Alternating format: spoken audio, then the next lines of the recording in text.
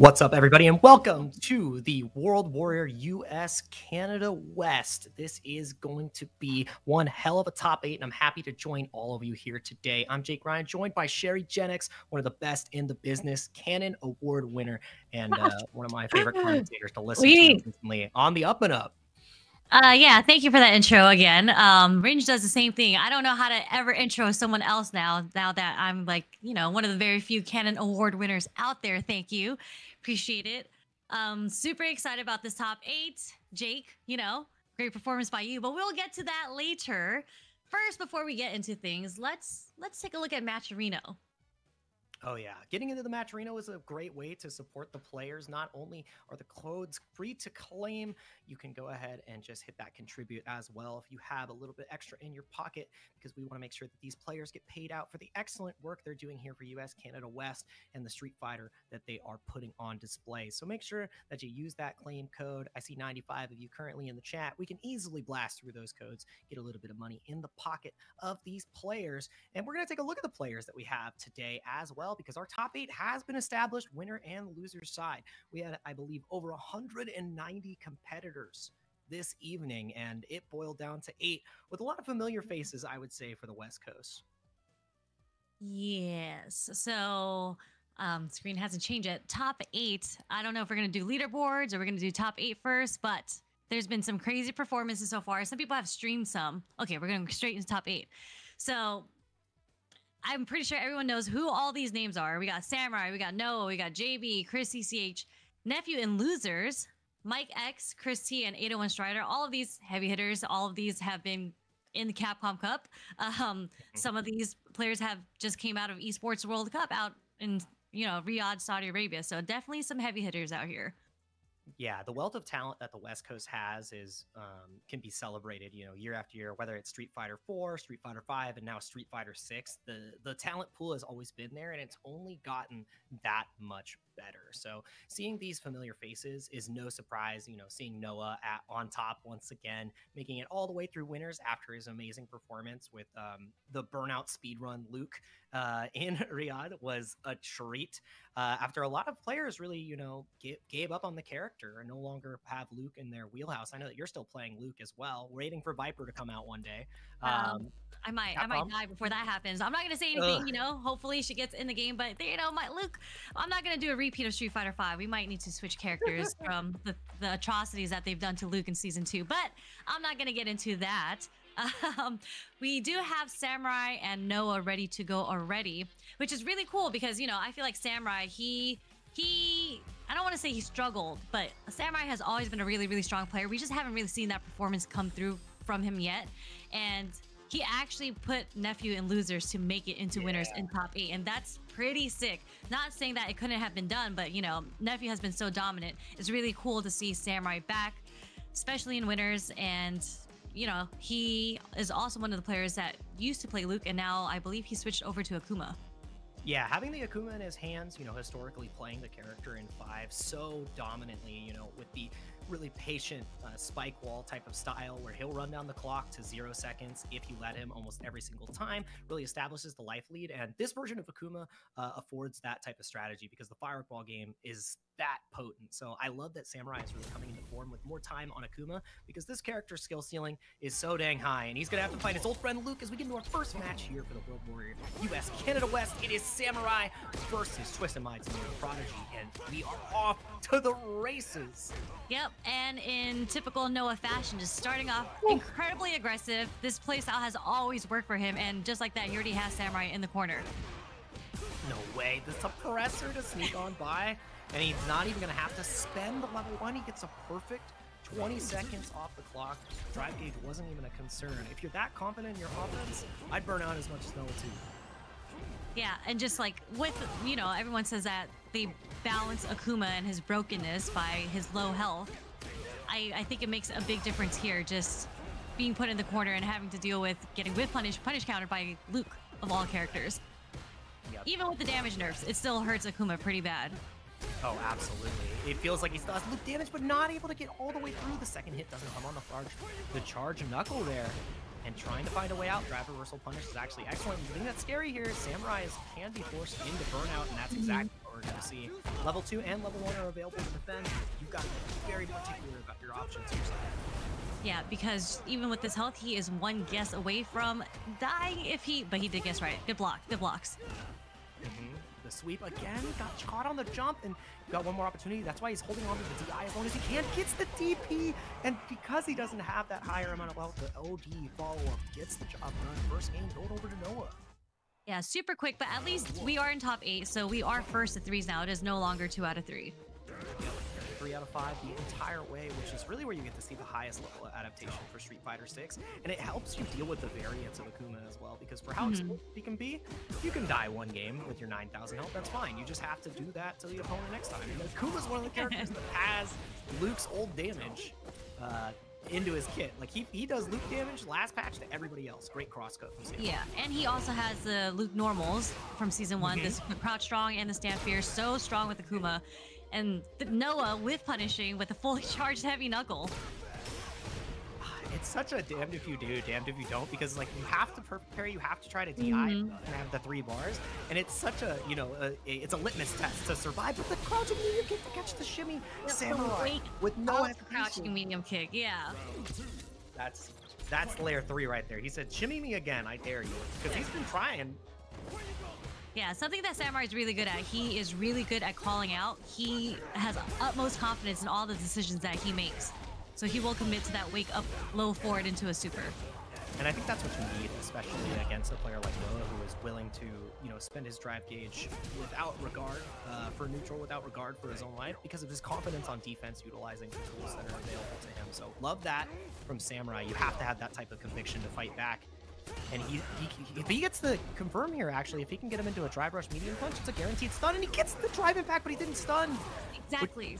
Stun is still available, but he is going to wake up super. The check. Yeah, beautiful check on drive rush. No, one more. Ah! Nice block. Okay. Will Noah burn himself out? He might. I mean, he's waiting for that 3rd gauge to come back before he engages, and that's why we see him immediately crouch medium kick in the drive rush. DI is there, and he goes with the level 2 Samurai with the reactions. Is it enough? Absolutely. One more on the board. Great stuff. And you know, sometimes you have to test the waters. This is 3 out of 5, right? So show the drive impact early, put it in the mental stack, let your opponent know, I don't care if you have level 2, I'm willing to go for it. Because then it makes every other tool at your disposal in that position. Yeah, you just gotta let them know early that you're capable, you got the reactions, do not try to DI me when I have super available. It's the ID test when you go to the department store. If it says 90, it's like, all right, hit the red button. I'm turning red. I'm DIing. I disagree with the 90, okay? I'm getting hit by DIs, and I'm like, oh no. And there it is. Oh no, he checked the ID. Yep, level 1's gonna to the burnout and just meaty setup. No way for Samurai to get around that unless he did a wake up super there. And I like that he didn't, because you know you have to think about the game holistically in the next rounds, because you spend that level 1, you're still at the start of your burnout, and Noah is ready to strike again. So good stuff with Samurai for saving him out, playing the resource game a lot better, and great bust out as well, slowing down Noah and making that a pretty bad trade on the drive gauge war. Yeah, walk up sweep caught the heavy charge knuckle. Hell yeah. That's confidence. Like he said before, the wake up crouch medium kick, walk forward sweep on charge knuckle. He said, why I oughta? And he said, why you don't? Oh wow, that catches the recovery frames on the sandblast. Massive sweep punish as well, using that great OP. Try to go for frame kill. Still about to be put into burnout, and that's what he was trying to avoid, but he uses that last bit of drive gauge to DP through the gap. Noah fighting off more than he can do. And this is going to take somebody to the first lead of the set. Yep, just to get that pressure off of him. Samurai's definitely one of those players where, like, he will put it down on the DP. And it's terrifying to fight him in that situation too, because of the patient playstyle that he has. It's like he'll let him rip, but he'll play 90 seconds without pressing the button. I don't like this guy.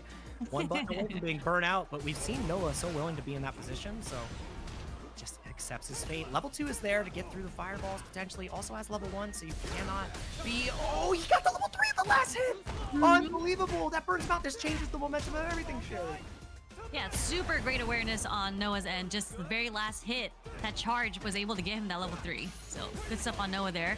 And he gets his bar back here. It's checkmate. Oh. Wow. Unfortunate for Samurai that very last hit gave him that level 3 to get the cancel, because if he didn't get it, he definitely was going to get crumpled by that DI there.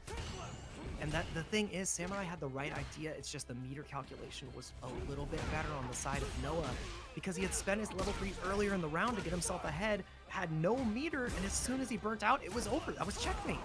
Mm-hmm. Perfect parries all around. Very good. Anti-airs have been on deck. Noah utilizing the right arm of the Forbidden One. That jumping heavy punch, so dang strong. But getting stuffed by Akuma. Again, the sweep punish. About to be in burnout.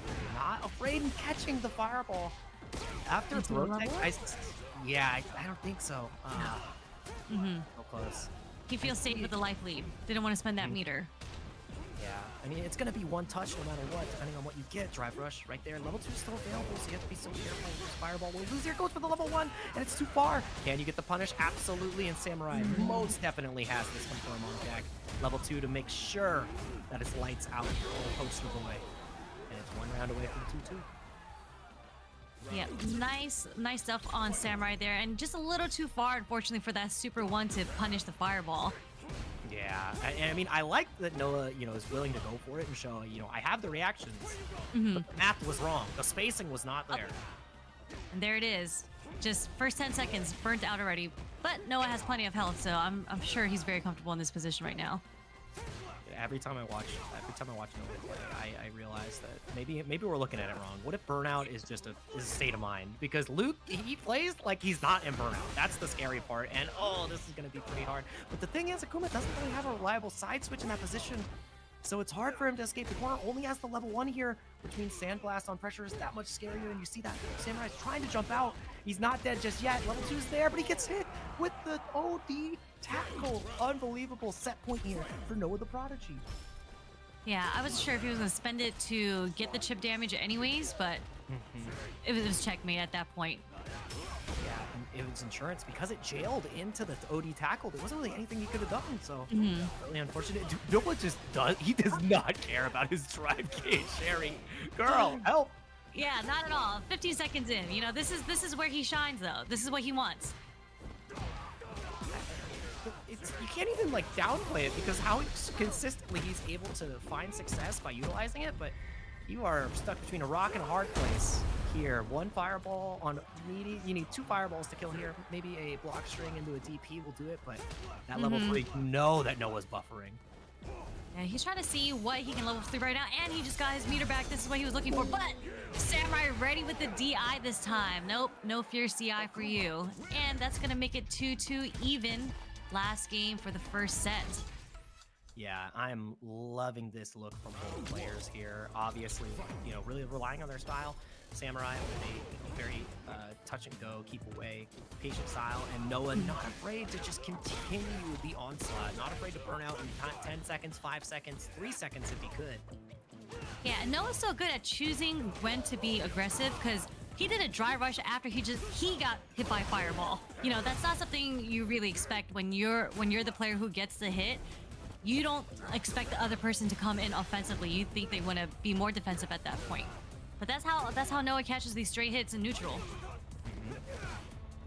Taking turns in the most precarious places. No anti-air crosscut was really difficult, but he got the walk forward ODDP locked in the corner, and he finally finds the shimmy. He's been looking for that the entire set, and it takes him to set point here. It wasn't on the throw. He beat the jab. Noah overextending just a little bit, and that was cheap for Samurai too. Yeah, that fierce is so strong from Akuma, and you get the punish counter damage without really needing to spend drive meter either. Nice. Finally, the jump in works out, and we're getting closer and closer to the corner. If Samurai finds the right hit here, especially because we're in burnout, this will be lights out for Noah, and I think that's exactly what we're going to find. Sherry, he's done. Yep, he's going to get that cancel. Is he going to build the level 3? Nope. He's just going to go to level 2 and get the juggle. Little follow-up right after. Oh no, because he already got the wall splat. It didn't go. There's still a chance. That's right. Pixel in a dream. But it doesn't matter. The Karin medium kick. It Such a good medium kick. Dude. Oh, girl. The forward medium kick coming out. That is a classic from Street Fighter V. And I get you, Mikey's like, man, I got hit by a lot of Koreans doing this to me. I'm gonna press this right now. This is a great option. Like, what are you supposed to do? It's such a good round ender. Like, you know, you're looking for so many things, and it's such a quick button. It just stops people in your tracks from like walking in on you. Yeah, and I love it. Like the chat's like, oh, anticlimactic. That's how it goes. Like when you fight against Samurai, he will do the flashiest combos. He'll hit you with the sickest shimmy, but he'll play the clock and say, I'm going to use my super safe normal. You're going to walk into it. And we knew that Noah loves that aggressive pressure, loves the rush down, loves to move forward. So shut down at the very end. And it all started from that shimmy that finally worked out for Samurai. So love that we got to see that. Seeing Samurai in winners finals for Street Fighter 6, the World Warrior #2, he's trying to make a statement on the leaderboard. That is a huge points implication here, especially being a super region. 2 players are going to qualify from here, and if you have the top points after these 5 events, you're automatically in the Capcom Cup. So Noah definitely has his eyes on the rest of the losers bracket to get further here. And another familiar face who's, you know, Capcom Cup competitor year after year. I see him right there on the Ed. I think this character was made for Chris CCH as well. Ed is such a, fighting him every month, well, now every quarterly in Seattle. And when he comes to the local, it feels like I'm fighting a bot set to punish all only. So Chris CCH, definitely a favorite to go far in this tournament and win. And on the other side, I'm pretty sure it's 801 Strider, if I'm not mistaken. JB. It should be JB. Oh, JB. That's right. That's right. Oh, yeah, Chris CCH actually sent Strider to losers. Ooh, that's actually really interesting because they've had a very back and forth tournament series in Street Fighter 6 for the online events, trading TNSs and FlyQuest Fight Series back and forth. And then also, I believe, the Street Fighter US Combine for the Street Fighter League. So seeing it, you know, go back and forth, I like that little online rivalry is building up, especially as Strider has transitioned over to Bison, over to Marisa, and Ed has become the mainstay for Chris. Yeah, I was stalking JB's stream earlier because he is streaming on Twitch. So I wanted to see what he was doing in preparation to play against Chris. And he actually had Ed doing this basic block string into Fireball, and JB was trying to figure out all the different punishes, which buttons to press, at what time, at what spacing, because it was so spacing specific. So obviously, I mean, these are pro players, right? So obviously they're going to be very prepared to go into this match, but I think JB is extra prepared, especially for Chris. Chris, I love Chris as a player because he plays so much. He's so technical. Yeah. But he adds a little sauce to it, you know. So obviously, when you're technical, like Momochi, I feel like Momochi is one of the most technical players in this world, especially as an Ed player. Chris adds a little touch to it that he typically does. So he switches things up a bit. You have to adjust to the player, not necessarily the matchup. Yeah, so love that from both players. They both have an identity of their own. I mean, you could turn the nameplates off, and you could almost certainly identify these players. As we get into our next matchup, top 8 winner side is going to be C9 JB versus Chris CCH Ed versus Rashid. A matchup we got to see a lot at EVO. Momochi, obviously Big Bird representing these characters, Edmund Walker as well. And that is not how you want to start the match. Crosscut did not pay off. How do you bust out of here, Chris? And it's just the jab pressure, but the spacing you talked about. How do we punish the normal Sherry? Apparently, we're getting the stream lesson right here from JB. Yeah, this is, you know, this is definitely a JB round. He's gonna take this round for sure. Now it's up to Chris to adapt in the upcoming rounds, and you know, it's unfortunate that DP whiff, but we know that Ed's DP as an anti-air isn't the greatest, and it's so slow. So unfortunate for him that didn't autocorrect there. Yeah, finding those angles to jump in on onto, oh my god, onto Chris CCH is going to be paramount to JB's success. And the level 2, the Turbulent Wind, this is where the party really starts. Best is level 2 in the game, and he defends it excellently. Only has to take 1 throw. That's better than a Bison Bomb setup. But again, the spacing is just so good for JB. Yeah, Chris is whiffing quite a bit here. He's going to have to find his way to fight in the corner against Rashid, because it's going to happen often. Rashid's going to get you into that corner. Yeah, just with wake up jab, JB's going to take the first game.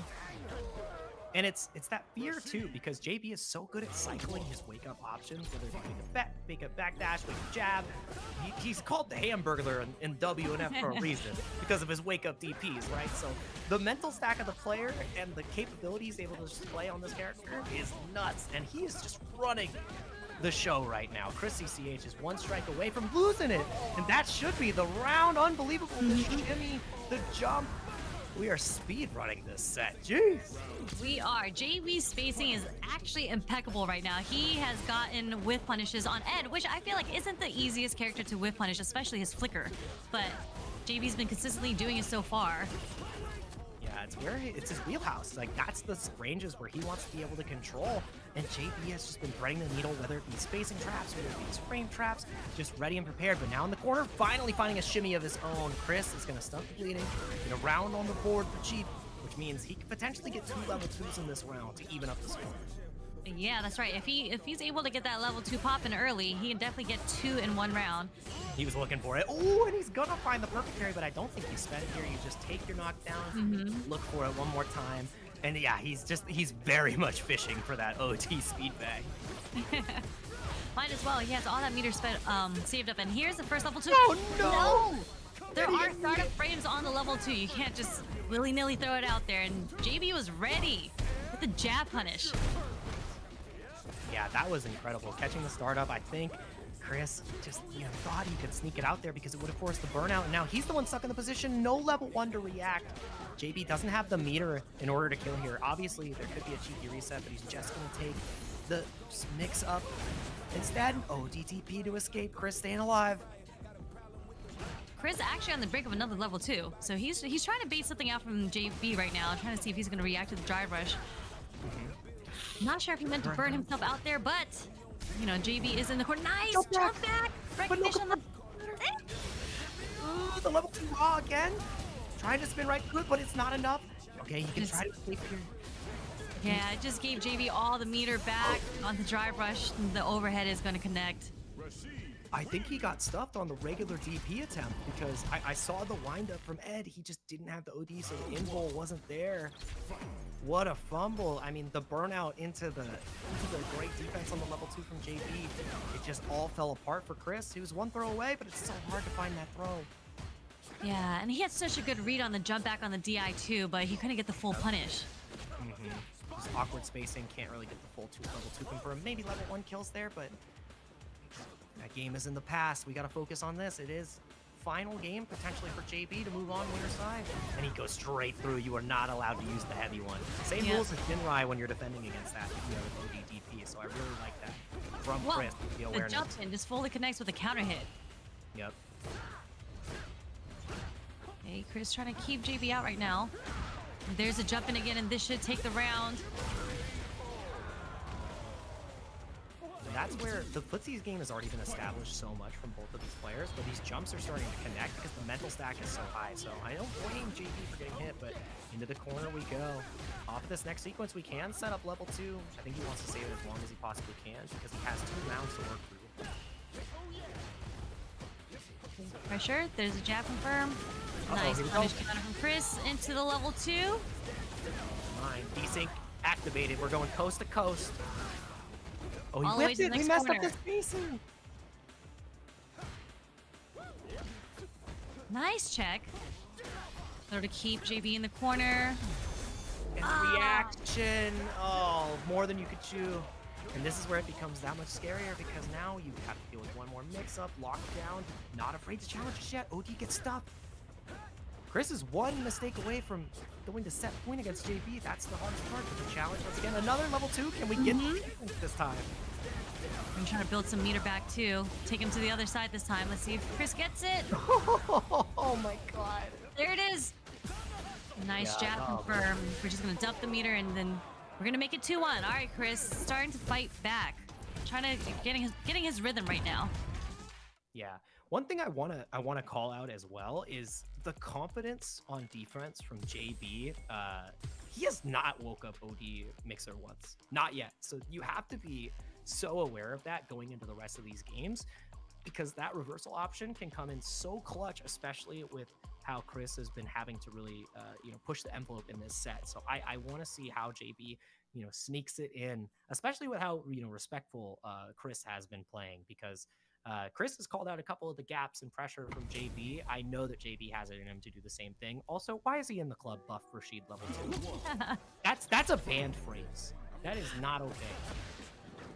Okay, nice trade on the drive rush. But yeah, as you mentioned earlier, just JB is one of those players who has no fear in waking up reversal, and he hasn't demonstrated it once. So I do believe that he is going to show it soon.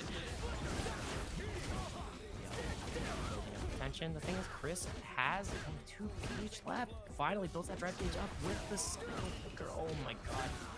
That's the hardest part. Dealing with it, you're just getting peppered down. And it's that spacing where now Chris has made the slight adjustment to deal with the frame traps, the spacing traps that JB has been presenting, utilizing the fears, utilizing his crouch medium kick. I'm just loving what I'm seeing here.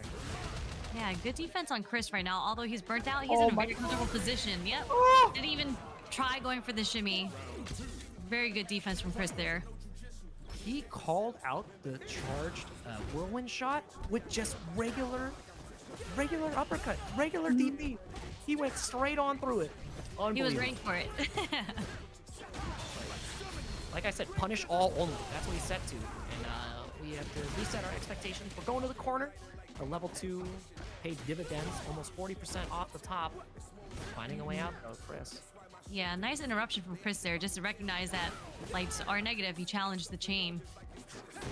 No anti-air. Oh, he got caught pressing the 5 medium kick.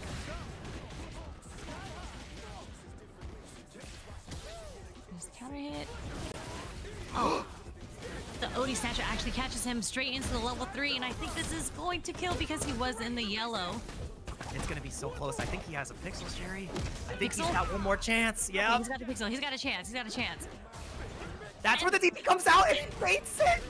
Ah, we're going to game 5. In the final moment of that set, he has not let the uppercut rip this entire time. And Chris just says, "Kill rush. You're rushing to kill yourself in this match." That was nuts. He baited it out that one time and it worked. Dude. It feels so like when you're fighting in that match and you've been holding that tool for so long, and the first time you use it, it gets baited perfectly. That's gotta hurt. Like, yeah, that's mental damage. Yeah, it might make you question yourself if you're like a regular player, but for JB, he might not. He might still do it again. He's like, you thought you baited it out once and I won't do it again? I'll definitely do it again. I have no fear of the heart. I fought Season 3 Abigail. I can do anything. That's true. My goodness. Big punish right there. But the most important part is the drive gauge position. JB needs to keep away from Chris as much as possible in order to build that 3rd gauge back with the reaction with the DI. And he's attacking the drive gauge again. He knows that the burnout is the win condition, the air-to-air on the unique jump option. You cannot utilize the walls to escape, and he's playing the mini game. Oh, yeah, no. Chris is in there. He is getting all the right reads right now, and yeah, unless JB was ready with the level 1 there, he was not escaping that DI stun. Yeah, and I mean, again, it's that position where even if you spend level 1, you're still stuck at such a terrible burnout position. And now it's Chris with a potential reverse 3-0. We're going to the corner, Sherry. We're building almost a bar. I don't know how much longer JB can survive here. I mean, JB is also sitting on his own level 2, so if he gets a chance, it's definitely getting activated. Oh yeah, backdash again. Yeah, Chris has just been so active on defense, and he's made every correct read so far. Like, he hasn't been able to get shimmied, and he's been able to backdash out of all the tick throw setups. JB with the willingness to take the throw. That's 3 for your troubles. You can't take the strike now. That's why he goes for the jump to try to escape. 1 situation left. JB knows that this next strike, it's lights out. He didn't get the air this time. Level 2 is there, but he finds the pocket. He catches the recovery, but no, the drop. But there's nope. Just a jump back flicker was enough to seal the deal. That was a nail biter at the end right there. I mean, I thought the same thing. You took the words out of my mouth. You're like, the chip, the level 2. Yeah, and that's why JB went. That happened. Dude, JB immediately is like, I gotta get out of here. But Chris already represented in the set that he's so good at catching that jump out from the corner. Even though Rashid has that extra option, Chris was ready. A reverse 3-0, mind you. That is not easy to do against this level of player. And that's the beauty of 3 out of 5 for this game. Like, that set doesn't happen in pools. That set happened only here in top 8. What a match. Yeah, and you know, it's incredible what the adaptation was, because it was looking bleak. I was like, Chris is getting whiff punished. JB's spacing was amazing, and he was just, you know, like, Chris was reading all the offense and defensive options incorrectly. But as you know, top players, they're able to adapt and come back. So Chris made his adjustments there. He changed the timing and spacing on when he started throwing out his normals. He started walking up a bit more, which, you know, when you're playing against a player that likes to whip punish as much as JB does, they accidentally walk themselves into the corner a lot. And then they walk themselves into the corner, and JB tried jumping out a whole bunch of times. And as you said, Chris was just ready with the air-to-air, jump back air-to-air every single time now. Yeah, and the hardest part is the one time the OD spinning mixer came out, it was punished. We didn't see it again. We did not see it again. Yeah, we did not see it. The fact that Chris structured his gameplay and his game plan so well to really shut down that option from being, you know, not a high variance risk was so good. So really love that, especially from an 0-2 position. I feel why Chris has the like 0-2 for data into the 3-0 sweep power up. I don't know what it is, but as soon as he gets to that game, he is locked in, just like our leaderboard is currently locked in. These are the current standings that we had as of our first event. Obviously, JB with 40 points in second, Nephew in first with 50 points. He's sitting in the loser's side today. Chris CCH in third, so really happy about that winner's side position. And Noah the Prodigy in fourth. Walk me through the rest of our players that currently have top 8 place, because I see some names that aren't even in the top 8 this week. Yeah, I mean, like Myers, Snake Eyes, Moss, Enzo, they were all in brackets. Actually, Snake Eyes wasn't in today's bracket, but they were all like right at the brink of making top 8. Enzo got 9th. He actually lost to Chris T to make it into top 8. So again, this is just points from the very first World Warrior that we had. This is just the second one. I know some other regions are even on their third ones already. So this is still very early in the game. There's a huge possibility on all these shifts happening and so many more points that can be gained, because there's 5 events total. Yeah, so many points on the line. Leaderboard is that much more important for the super region, because getting that first place qualifies you, and then the remaining players will duke it out in the regional finals to find their way to the Capcom Cup, where winner takes all there. And I need you all to take yourselves over to the bait store as well. They've been so gracious to help us out with the World Warrior here for the West Coast. Some amazing apparel that they offer. I actually have Initial D sneakers. They've got a whole Street Fighter collection, new and old, that they have on display. So make sure that you go on and give them a look. If you want to look fresh heading over to all the offline tournaments, maybe you're going to Cream City, maybe you're going to any other of the CPT events, Singapore, Japan, wherever it be. We're going to losers, though. That's the next spot here. Winner stays on, loser goes home. Mike X versus Liquid Nephew. This is going to be one hell of a match. Yeah, Nephew just had quite the showing at Esports World Cup, and Mike X had, I would say, he was kind of the underdog at Capcom Cup, and he had a hell of a showing. Oh, yeah. And it's one of those things that made it really great for the way that we qualified before. People were sleeping on these players, and seeing them perform and represent their regions is always such a treat. And his spacing is super cool. I'm loving this so far. But the willingness to get out. Nephew not afraid, but getting challenged here. Not in burnout just yet. That's huge. Staying away from that position is making it that much harder for Mike, and he cannot find a way past the Fuha. Oh, spending the feng shui, spending the meter just to close out this round from Nephew over there. I always, you never want to leave a Ken with any amount of health, all right? That guy, he's lost everything. His family, he lost his company. The only thing he's not losing is the round. That's what he's trying to do. That's true. He is definitely, I'd say he went up in the tiers for Shotos, because Mike X was a Luke player, and you know, I'm just saying he's playing Ken now, so I think he's made a very smart decision here. Yeah, definitely had both holstered. I think he had his legend on both of them early on. He did play Luke, so Luke went down, and Ken got a little bit better, I would say. So, oh wow, what a check! Unbelievable. And into the light confirmed. That's something that you have to have on deck. You need to make sure anytime you get one of those jabs, you have to follow up, because the knockdowns you are afforded are so dang good.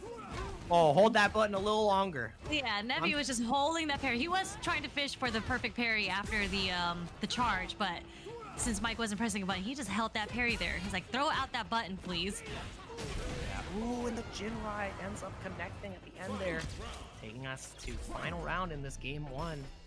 And we're almost dead even on the meter here, so not a terrible position for either of these players. And I love that buffering the drive rush after that perfect parry attempt is so huge to stop the punish counter and the gauge burn. And Mike X wasn't ready. He wasn't even thinking about trying to punish the Fuha charge with the throw. Yeah, and just like the stand fierce is coming from Jury is so good in that spacing, and Nephew is just chipping away at Mike X's drive meter with that fierce. And it's just this button economy where we're seeing Nephew just so dang patient, willing to continue to stuff here, and finding that normal place where you want to see roundhouse into stand like kick from Ken. And he's about to burn out the perfect parry. He's gonna be lights out, and he's gonna do the level 3. Oh, I love this movie. Thank you, Nephew. Nice and simple. We don't want to drop combos out here. Hey, better safe than sorry, all right? You always want to spend the level 3. You got the meter. We're here to watch the animation together. That's the beauty, all right? And that is a guaranteed victory right there. Remember, this is $1 million character. That's $1 million super. That's true. That is $1 million character. Lockdown once again, and the patience challenging out. Unbelievable.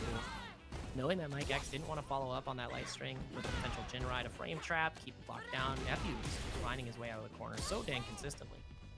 Yeah, he's finding good spots to poke in, and just Nephew has a good read on when to stick out the button. And unfortunately, Mike X hasn't been able to find that button to whiff punish her Stand Fierce, and he's getting whiff punished himself for trying to whiff punish her. The layers of whiff punishing.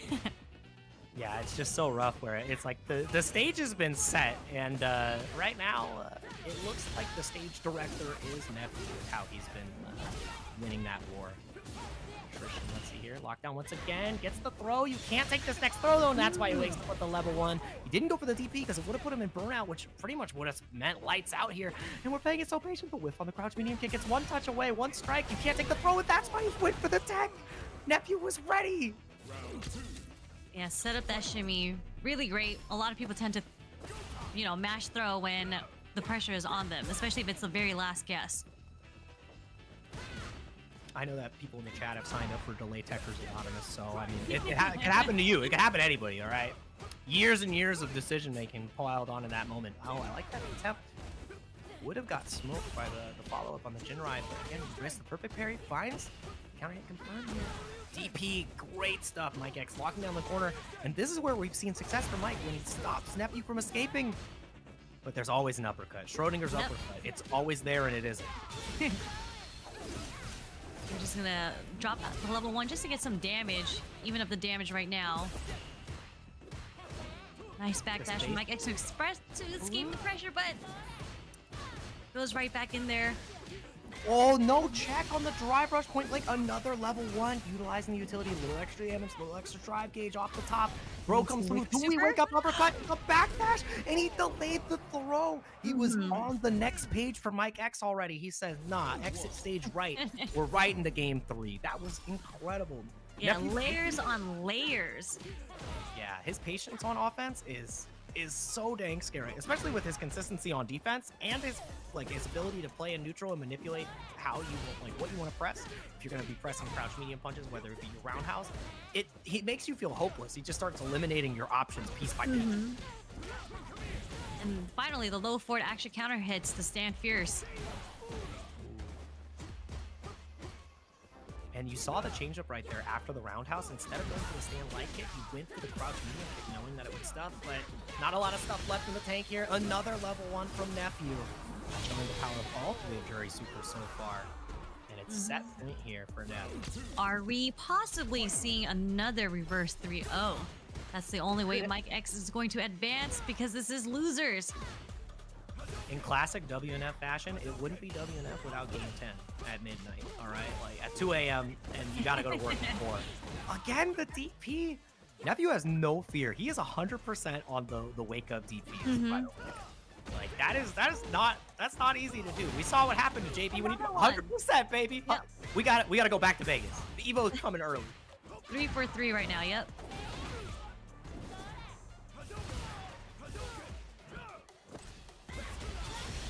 That's huge.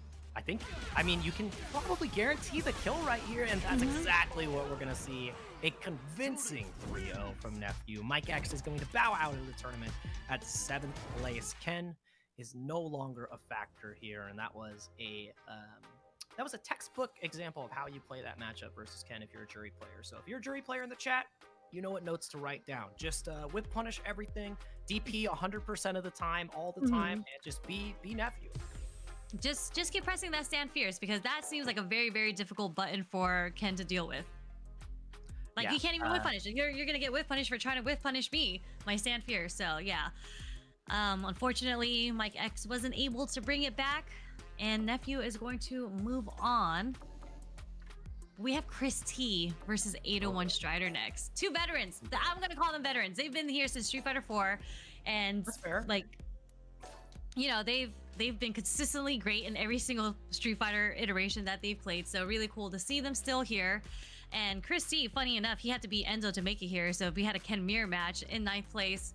I guess the OG Ken versus the new blood Ken, right? So yeah, the old versus the new. It's funny because on that side of the bracket, like you said, it was 2 Ken Mirror matches to get into top 8. It was me versus Mike, and then Enzo versus Chris T. So it was all Kens on the loser side. Oh man, lower side Shoto. I don't know. There's a Luke upstairs. I'm kidding. Ken is super strong. I'm not downplaying my character. You will not catch me live on tape saying that character is whack. But this is going to be an incredible match. Like you said, a battle of the veterans, a battle of, I would say, you know, pillars of the scene. You have 801 Strider, who's been making waves since Street Fighter 4, and the same thing with Chris T, with wins on so many different players of you know, all walks of life, all over the world. That's a Street Fighter League champion as well. So you got to give him his flowers. And this is going to be incredible. I mean, here at the World Warrior this time, I want to see him enter each and every one of these events for the chance to get back into Capcom Cup, because it's always nice to see, you know, faces new and old succeed in Street Fighter. Yeah, and as Gustavo would say, both these players are so fundamentally strong. They love playing like really, really slow, but pussies, as Gustavo would say, 801 Strider, they love playing some pussies. I love how he immediately got punished for double scissors. He's like, pussies. You know, these are the feet. Why he embarrassed me like that? I said footsies, and he started the round with 2 scissor kicks that got stuffed by fireballs. That's footsies. He's playing with his scissor kicks. Like, that's literally what he's doing. Footsies. It is Bison footsies. I'm not gonna lie. Technically, the truth. All he does is stand fierce, hell rise, scissor kick, and lie. But there's that whip punish coming from Chris T right there. Nice, but about to be burnt out, and that's why Strider is totally okay with the trade. Oh, and the bait. Easy bait oven. Cook him up. But you know what? It's okay, because this is the first round of a first of 3. So Chris T is just letting 801 Strider know that I am willing to ODDP between the block streaks. So you better start playing some buttons. I think that's something important to do too. Obviously, once you get to that level, you have to show your opponent you're willing to take those high variance risks, because it makes the rest of your pressure and defense that much more convincing. Early and often is a good mentality to have. You might bite off more than you could chew, but at least it's when Bison doesn't have 3 bars versus, you know, like 1. And it's as round you say 1 that, of the set. Oh god, not like this. And he baits it. Why did you should have just you should have guessed right? My bad. Didn't even have to spend the meter, Sherry. Oh my god. Nope, not at all. Nope, not even 1 bar of super. No supers allowed. Only footsies, scissor kicks, and throw loops. God, Bison is very good. I will say this is. I think this is slightly Bison favored in a matchup. I'm not gonna lie. Interesting. Okay. I was gonna say that he is just such a strong character in general, and his archetype fits 801 Strider so well, because when Bison had come out, a lot of people had said Marisa players should switch to Bison because he is what she was. He dishes out the damage. He has really, really good normals, especially the fierce, and he's significantly better than Marisa because of the bombs. Yeah, he's got better anti-airs, better Oki. He's got better neutral, better special moves, better everything. Just no command grab, thank goodness. Thank goodness, but you know, he kind of feels like a command grab character. Yeah, and that is 0 for 2 right now. We are swinging for the fences, and one of the best anti-airs in the game. We didn't touch on that. Psycho Crusher? Oh yeah. Especially if you have a level 3 stocked up, getting anti-aired into level 3 does not feel good. It's like the meme of the guys at the gallows who said, first time? I was like, what? Lockdown again, but the challenge, the willingness of Strider just to continue to poke out in these situations, understanding the risk reward and the trade-off. By the way, this is Gasper game. You're not allowed. Oh my, you're just dead. No, he didn't go for the super. A little bit of a weird confirm there. You can't take the next throw either. Sherry, help. I don't know how to help him. Okay, at least he's burnt out, so he's gonna have to take all these Jinrais.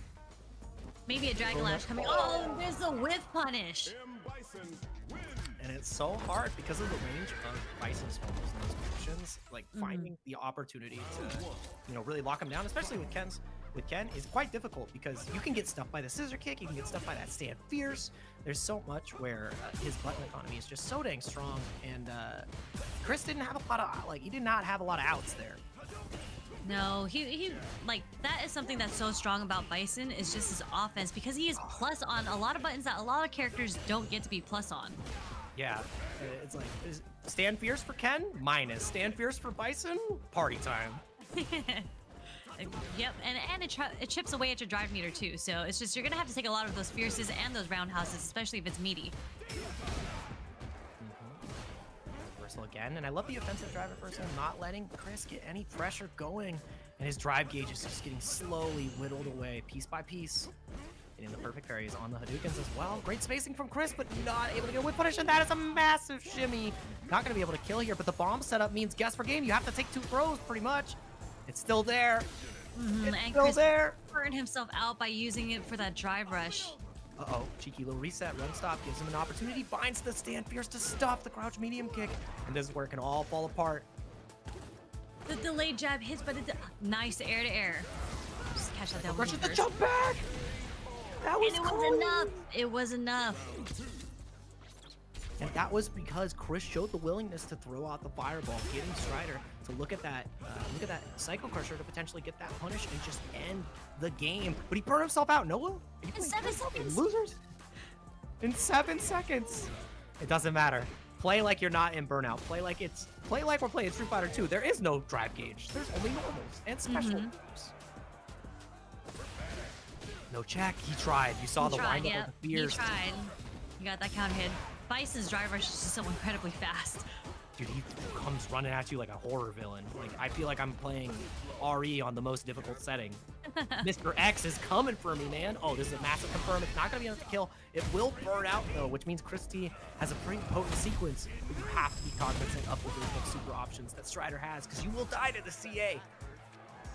Yeah, and that's why Chris, you can see, played so patiently there, and just, that was enough. To take his first game, so we're going to at least go 2-1. Chris slowly starting to fight back. We're going the distance every time. If it's not a 3-0, it's game 5. That's right. That's right. That's what it feels like. It's W and F tradition.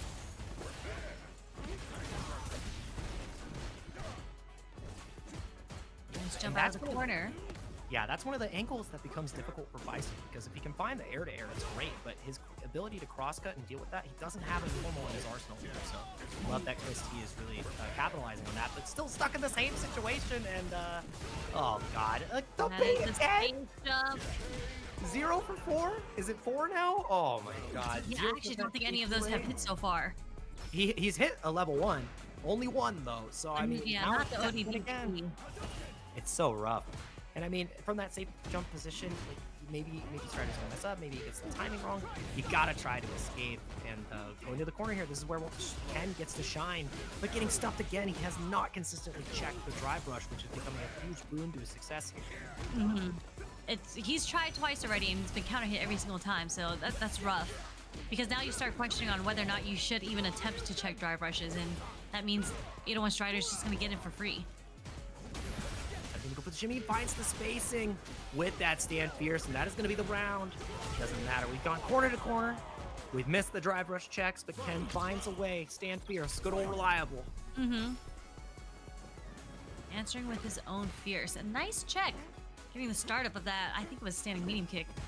Yeah, he got the stand jab, just snuck it in there, and that's the angle on the jump in that you need to find consistently here for Chris T. Loving that. Drive reversal, though, comes out. The defensive options that we've seen from Strider have been so dang layered so far, it makes it really difficult. Imagine if he had a DP. we don't imagine that. No, we don't want that. Yeah, that's evil. Don't put that evil on him, Bobby. Oh, the check again! Just gonna spend the OD meter, drive rush, bomb still on him. Gotta take the throw.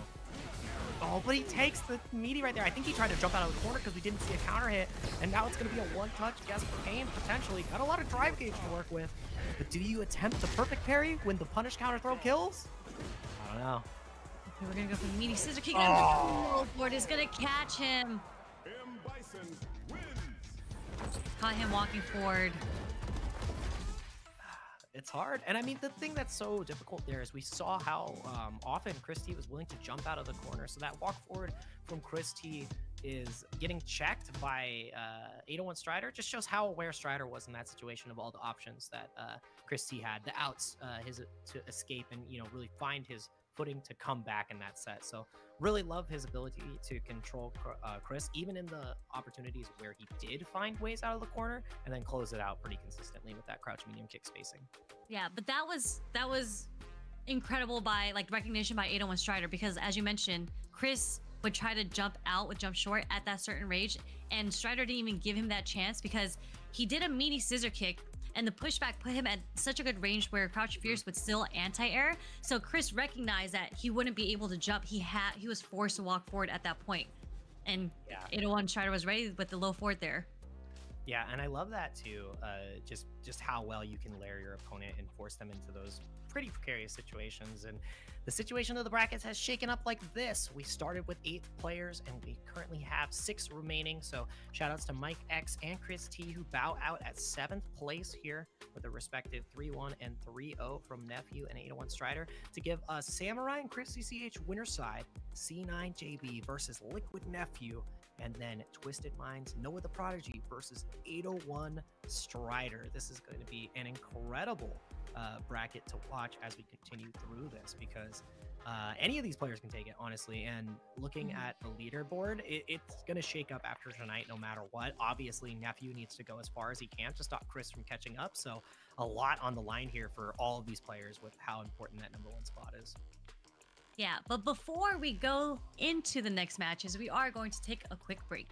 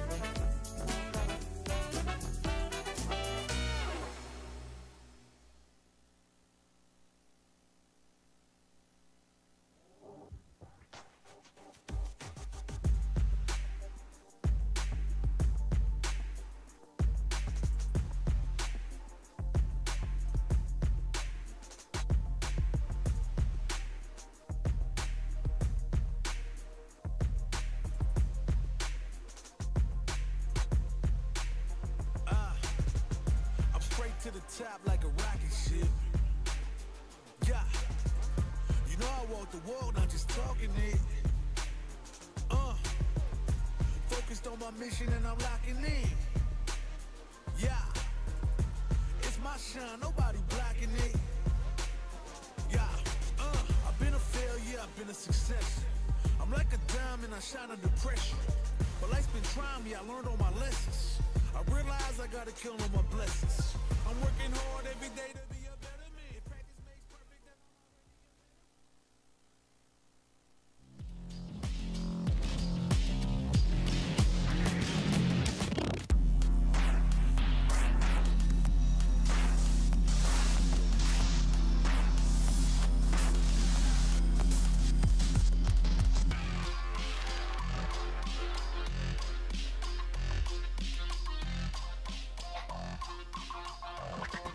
What's up, everybody, and welcome back to the World Warrior. This is US Canada West event number 2 for the Super Region, which means that we've got 3 more events after this to determine how our leaderboard shakes up. And we've had one hell of a bracket so far. I'm Jake Ryan, once again joined by Sherry as we get into even more top tier action. There's still a Luke in the bracket. There's no more Ken, so my heart hurts. We're going to get into loser's side where you get to cheer on the Luke brethren as we continue forward. Yeah, I'm going to keep on cheering for my Team Frost member, Samurai. You know, we did Street Fighter League back in the day for Street Fighter 5, and now he was my Luke brethren. Now he has moved on to Akuma as he deserves, and he is having incredible results so far, especially in this tournament. He is sitting in winners finals with Chris CCH waiting to play. That is going to be an incredible match, and we want incredible prizes for our players as well. So make sure that you use the rest of our Matcherino codes. We just dropped the link into the chat right there. So if you type !Matcherino, you're going to be able to see how to get to this page. All you have to do is click claim code. You log in. It's super easy. Puts a little bit more money in the pocket for the players. I want to thank MKY Lem and Tech Problems. JNV as well. So $10 donation from MKY and utilizing the code. And we have even more donations by claiming the code right there. So each and every one of you that has done it so far, really appreciate that. There's only 21 codes remaining. So make sure that you go ahead and click those buttons. 19, there we go. It's going down quickly. So it's easy. Just do that !Matcherino. You just got to click that yellow button to help out these players. Yeah, and that's one of the great things too that Matcherino has done, having that extra prize pool for the players that incentivizes them, alongside, you know, potential Capcom Cup qualifications, just sweetening the pot. It always feels good to, you know, here on the West Coast. I miss SoCal so much. I hope whoever wins, if they're from California, they go get In-N-Out from me. That's just my personal request. No fries though. No fries. We don't do the In-N-Out fries out here. The only way I get the fries, they got to be well done and animal style. Otherwise, I'm just like, it's nostalgia that carries them. Burgers, fire every time. Yeah, like I'm from SoCal and I can admit it myself, like In-N-Out, the fact that you have to say, don't get the fries unless you get it A, B, and C done. It has to be well done. It has to have animal style and maybe throw in like extra salt on it or something to make it even viable. It's not even top tier. If you add all of those things to it, no. In-N-Out, burgers, fries, no. Go to McDonald's for the fries. If I could take In-N-Out burger and take like rally fries or McDonald's fries or like curly Wingstop fries. Wingstop fries. Oh, it would be so broken. Like, can you guys just have the collab of the century? That's what I need. We've got another match of the night here. JB versus Nephew.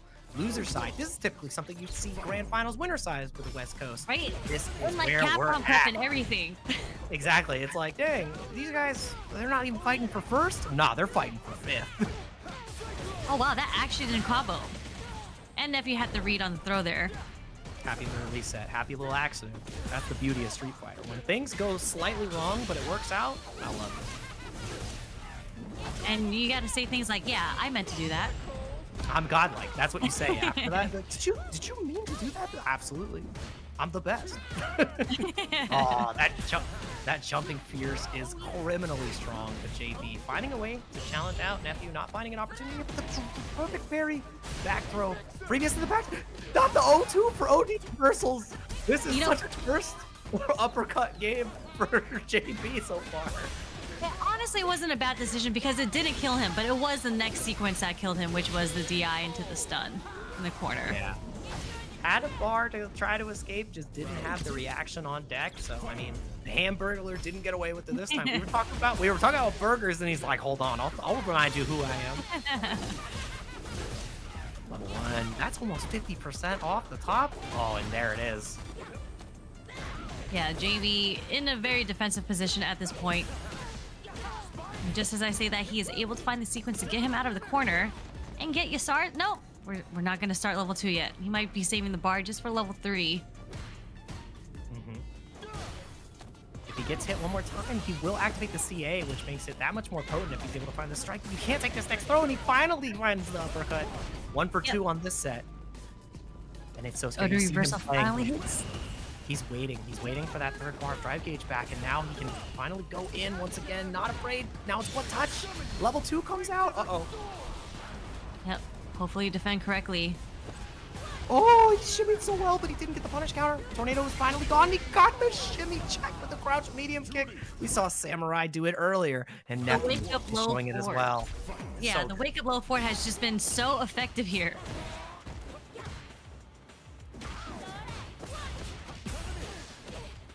Check on the drive rush again. Corner carry is going to be massive. Finally finding the jump. And just continuing to string him up. But the thing is, Nephew didn't really lose much of the drive gauge there because of his ability to parry. So he's pretty comfortable. Back to mid-screen we go. It took you taking all these licks to get right back to where we started. Oh! They are spinning some buttons right now. And Nephew answered with his own wake-up OD reversal, ODDP, just to get that pressure off of him. Yeah, oh, try to go for the instant overhead, but great defense from JB. Probably, you know, he's trying to condition him in that point where he's been walking back so consistently and blocking low. What a conversion. Oh, and he gets the counter hit. Nephew trying to bust out. If he gets that hit, he closes out the round. JB not afraid to press, even though we've already seen the OD reversal twice from Nephew. So I love that confidence. You have to show your opponent you're still willing to press. Beautiful anti-air, just hitting the very tip of his double jump. That anti-air is incredible. Like it's the best anti-air in the game. Jury has the best DP in this game for sure.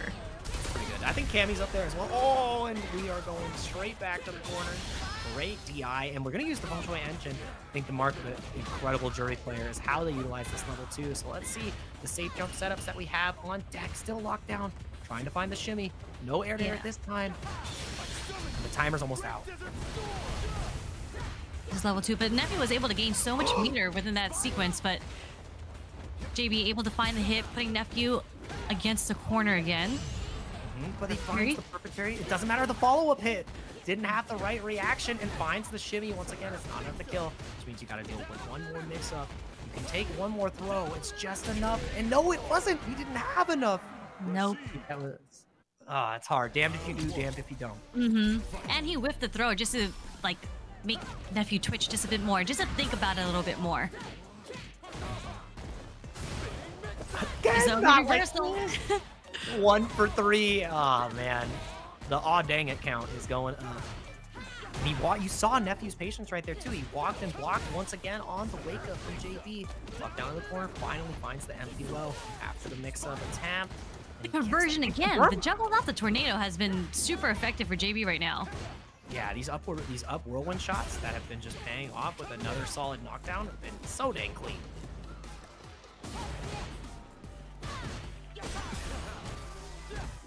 Bring Nephew out. It's gonna try to chip her out.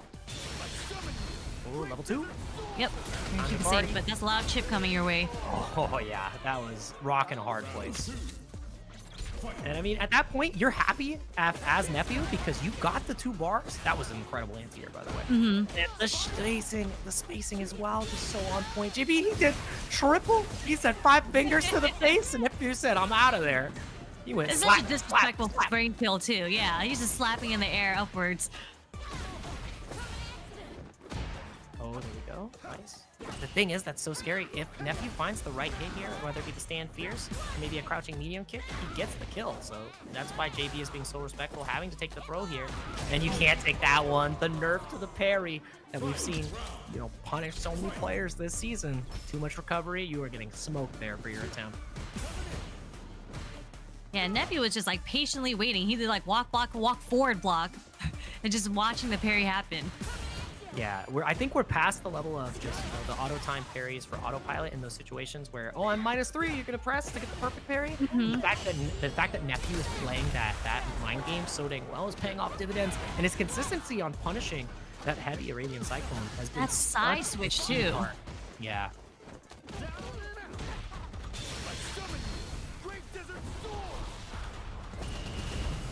Comes through. No, we're just gonna take what?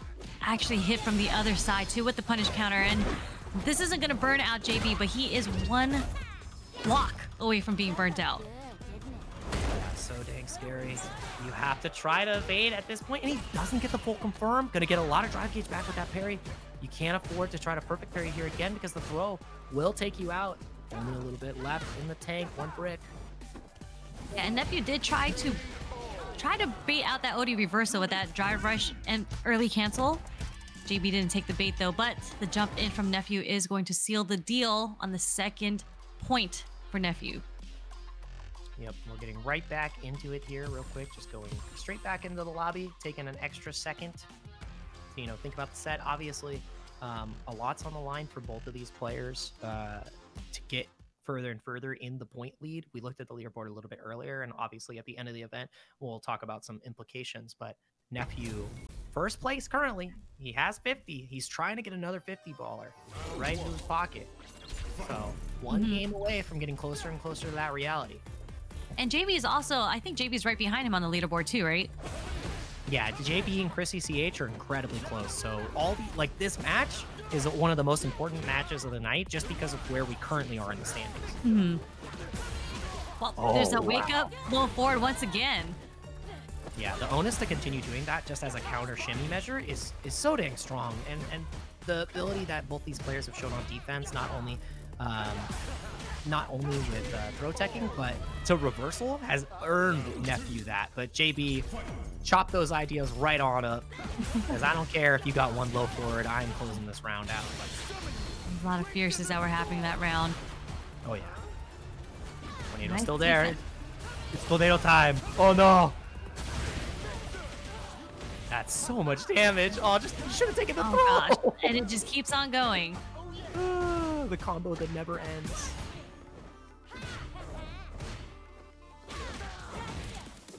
We do have Feng Shui on deck. Yep, there we go. And we're going to build some meter back too along the way.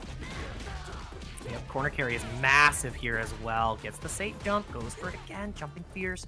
Continue to lock down, but the walkout from JB is going to be massive here. He doesn't have enough to kill.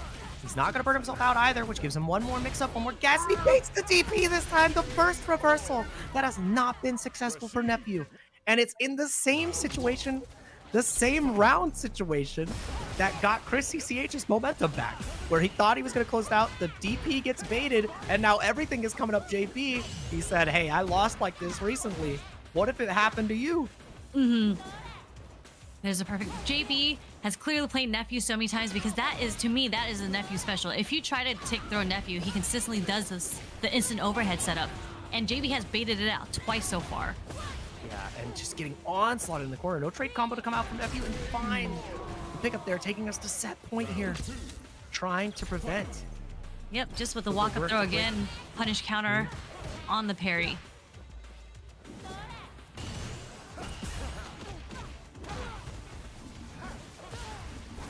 JB's about to get his level 2. Wow, he stuffed the startup, the spinning mixer right there, even though it was enhanced, and now the tap parries are starting to pay off in Nephew's favor. He's getting so much of a drive gauge win, and the whip punish is massive. Do you spend the level 3 here? No, you save it because next touch kills now. And that actually caught the start of his drive rush. Oh, and that is what's going to be the set closer. It is the start of the drive rush, finally getting stuff. Nephew unrelenting in that last round, not even giving JB the space, the positioning to think about level 2 and control the neutral, where he's been finding a lot of success with the whirlwind shots. He didn't even get the opportunity that time, whether it be the throw loops, whether it be the just the consistent miss on the drive rush punishes. That's what let Nephew run away with that set. Yeah, like Nephew just turned it up that very last round. He was in there. He was drive rushing in. He was jumping in. He was just making all the right offensive reads. And JB, he did not give JB a chance to get that level 2 started. Oh, yeah. It felt like we saw the MR shift of like the mindset, you know, the bell curve where it's like as you start playing Jury, you're like, oh yeah, just drive rush all the time, and then you get to the middle ground, it's like, oh, my drive rush keeps getting checked. What am I gonna do? And then at the top of the bell curve, it's like, yeah, just drive rush again. Yeah, the layers on layers. Nephew went right back into the wheelhouse. He's like, hey, this is pretty good. I'm gonna go ahead and use that tool because I showed you how I'm nice everywhere else. Let me hit you with the Street Fighter 6 isms, right? He's like, let me turn green. Yeah, and just like that, Nephew moves on. It was close though. You know, at first it was looking pretty dominant on Nephew's end, and then they just back and forth. Nephew was able to come out on top with that. Yeah, so solid finish for JB. Going to be bowing out at 5th place. Still going to be getting some points on the leaderboard as well. So still has the potential to climb through the rest of the events. We still have 3 of these to come. So getting points at all is going to be a huge proponent to your success to get to that final regional bracket. And then, you know, the potential 1st place to auto qualify for Capcom Cup, which is going to be taking place in Ryogoku, Japan. So incredible venue. Going to... I swear they need to have like a legit Honda cosplayer there because I would absolutely lose it as a spectator. Can you imagine how stoked Japan would be if you're? There's gonna be one. There has to be one. I mean, like if it's not maybe not even at an official capacity, there will be a Honda somewhere in the crowd cosplaying. Like that venue is like that's their venue. That's where you eat. That's where the Sugos train, eat their traditional meals as they get ready to duke it out. That's where the real street fights happening. But we're getting into the next match. Noah the Prodigy versus 801 Strider. Another incredible display of players. We talked about, you know, old school veteran versus new age with Christy and Enzo earlier. This is Noah the Prodigy for a reason. He's no longer the youngest because I feel like there's a couple of players. Is he considered youngin? Like technically he's young, but he's been here since he was 9, and it's been at least 7-8 years since he's been around. So yeah, that's the difference. It's like, oh yeah, he's a young veteran. He's like you've been here for a while, man. He's not Unk status yet, but he's getting there.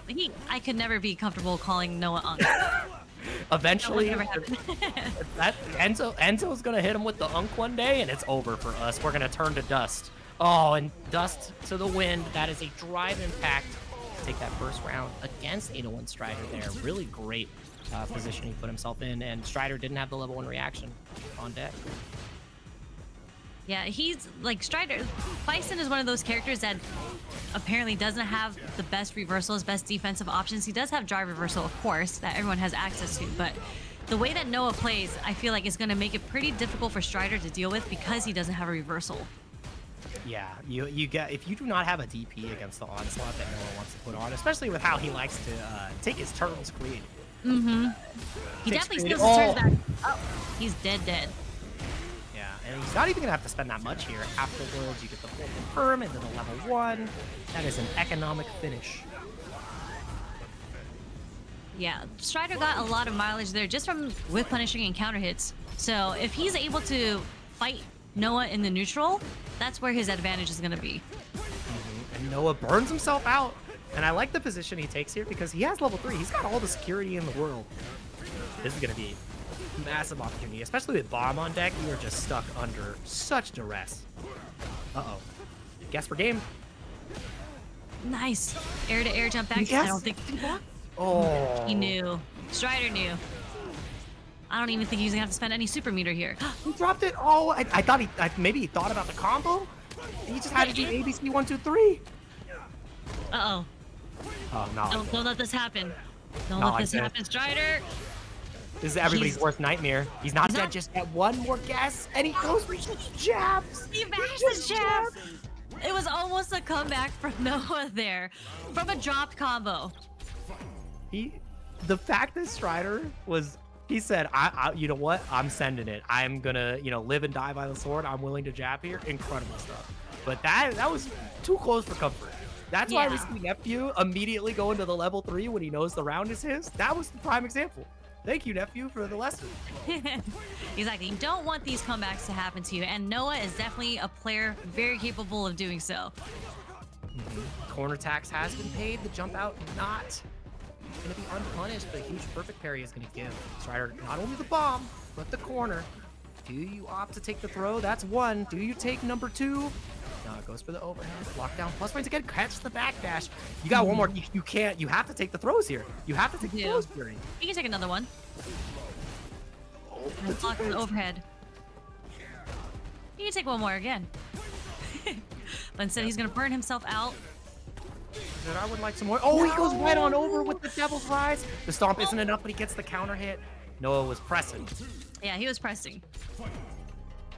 I'm surprised. I'm not sure what Noah was looking for there, especially as he saw the startup. I wonder if he thought it was going to be a scissor kick and not. Yeah. Bison moved. I'm sending the super. Yeah. Uh-oh. That was a perfect parry attempt, which is scary because now closer and closer to Brony gets the air juggle. You're dead. Oh my. Straight to level 3 this time. No drops. That is a 2-0 lead quickly for 801 Strider. One game away from sending Noah straight to the depths. And Bison is one of those characters that is so good at catching people who like to jump out of the corner because of the power of Pell Attack, Psycho Crusher's ability to follow up. You can go into the bomb if you need additional pressure, and the juggle property that he can get from his level 3. It's just a smorgasbord. You get everything. I can't believe it's not neutral. I can't believe it's not punished. Yeah, he definitely gets a lot of damage off of any sort of anti-air too. It's just, it makes everything so scary when you're trying to guess defensive leave against him. It's like you take the 60% from Marissa, but it's all the interactions, not just the, like, you know, the golden scenario. Oh, that's Noah special. Get hit by the overhead and slight shimmy after, and just like that. Noah takes the first round in the third game. Suppressor, the sweet chin music finds the spacing. Having that button has been incredibly strong since Street Fighter V. It still has such a strong utilization in Street Fighter 6 as well, but there's ways to check it, which Strider has been finding, but Noah's gotta make the most out of this last piece of gauge. And he's gonna use it offensively again. Yeah, but Noah has no fear at this point because he's about to have his level 3, so those heavy knuckles are gonna be coming his way, Strider's way. So he better get that perfect parry going. Yeah, there it is. He went the medium knuckle that time too. That was the difference, and he still had to cancel. You are not allowed to DI Noah if he has 3 bars. It is an illegal activity. It is banned behavior. It is SOCD rules. Versus Noah, you have a new rule. It says 3 bars, you do not press the red button. Not at all. And from anything, from any sort of knuckle, from any sort of lights, he is ready with that cancel. It's like extreme battle. Noah battle. That's what it is. Oh my god. The bomb is set up again. This is where we can really see the momentum going. Crouching strong, even though it's nerfed. Still finding its mark, and I've got a pretty good crouch strong too. Strider feeling good about that. The bomb setup still finds a way out. It's the crouching medium punch all day, every day. What a weird interaction there. That was pretty funny. He stomped him mid-air. Yeah, that was neutral jump roundhouse. Not yet. One more mix-up. What's the reset here? Not going for neutral jump. Trying to find that walk back into the crouch medium punch. Taking the pressure. Anti-air is there, though, for Strider. Back throw, putting him into the corner. He took the plus frames from it, and that perfect parry is going to be excellently punished. Trying to check if Strider was going to capitalize on the plus frames that he established. Got punished excellently for it. Set point once again for 801 Strider on the Bison, but the punish on the scissor kick is key to keeping this set going. Oh, a little too early with the meaty setup and gets back thrown. Not the greatest position to be in against Bison. Low 4 disconnect. Are we gonna go to level 3? I think you save it. Nah, it's insurance just in case, because if you spend the level 3, you don't kill, and then you put yourself in a potential checkmate situation. That's why he's so patient. This time he goes for the perfect parry. The first player to show the punish that wasn't DI on the charge knuckle, and Strider is now one touch away. You got to think about the bomb, and there's nothing left to think about. You're going to have to think about World Warrior event US Canada West number 3, because 801 Strider has shut down Twisted Minds, Noah the Prodigy, 3-1. What a closeout. Yeah, great stuff from Strider. It's just not really giving Noah a chance to breathe. And the bomb setups are so good from Bison because it's like the backup. Like, oh, even if my sequence doesn't work, I'm going to be plus because you have the bomb on you. And it just makes players hesitate on what buttons they want to press and when they want to, you know, throw. It's literally pressure insurance. I feel it should be included with all of your Street Fighter 6 characters. He doesn't have an ODDP, but that bomb is pressure insurance. It says, oh, I didn't hit you this time. It's all right. I've got accruing interest. It's coming. You just wait a second, because Noah tried to leap, the bomb popped, and like we said before, the ability of Bison to confirm off those situations is absolutely nuts. The fact that he was deader than dead in that situation, and it also was because of the burnout position, right? He had to try to go to the sky. He had the level 3, but Strider was playing the bomb game so well that he couldn't really take the pressure on the ground either. So, I mean, yeah. You just gotta guess right, as they say. You just gotta guess right. Just guess right. Just be right all the time. But against Bison, the odds were not in your favor. Shadaloo's back on top, baby. He doesn't even know he's Shadaloo. He doesn't. He's just like, man, this horse is cool as hell. He's like, who am I? He's like, you said my name was M. Bison? Sure, I will call myself M. Bison. His hands just going nuts, and you're like, this is how I feel when I'm playing on different peripherals now. I'm just like, oh, anytime I pick up my arcade stick and I have a joystick, I'm like, oh, I'm Bison. This is nuts. My left hand can't do it no more. This has been a great night of Street Fighter. I feel we've had these sets go down to the wire. We've had a couple 3-1s, 3-2s. I think only one 3-0 really. So seeing how these players push themselves to the limit and continue to excel and shine has been a treat, especially with a historically strong region as the U.S. West and Canada. So Chris CCH is going to be back on the menu. We are going winners finals back up to winners, and this is a matchup that I haven't seen in the longest time. Chris CCH versus Samurai. Like this throws me back to when I would commentate the Street Fighter V CPT qualifiers, because it would be like Samurai, Chris CCH, and Nephew, and then Nephew would somehow just win all of them. He just swept for like the last couple seasons. I feel like Nephew always like quietly comes through and just starts sweeping everyone, and then like, you know, his name doesn't get brought up a lot, and then he becomes like a force that you can't ignore. Yeah, I always remember those brackets where it's like, oh man, Chris was the favorite. He's got the Sakura, the Seth, and he had the Luke as well, and everything looked lined up. And the Nephew's like, just felt like winning the tournament today. It's like, what happened? I decided to show up, you know. Just got off of work. Wanted to enter today. See how I do at this local. See how I do at this local. See what happens. Really test my luck. See where my luck lands. Am I going to guess right today? And it, turns out he's pretty strong historically. He's starting to do this full time as well. So really congratulations to him with the Liquid sponsorship. First big event at EWC. I expect to see him making strides at continuous events, being in first place here. If he's able to maintain that point lead, that's the surefire way to get into Capcom Cup. I'm really curious. I'd love to look at the attendee list for Cream City Convergence. I would be surprised if he's not in attendance this weekend. So looking forward to seeing Nephew continue to shine. But that's a match for a later time. We're getting right into winners finals now. This is going to be Samurai versus Chris CCH to determine who gets the berth into grand finals, and one game away from first place. Samurai starting off the round with walk-up sweep. I love that. That's the type of energy that every Shoto should aspire to be. The fact that they're thinking so much about fireball and jump that you just get to send the crouching roundhouse. Like you get to do that. Oh, you go, girl. That is where I'm at. I want to be that Shoto.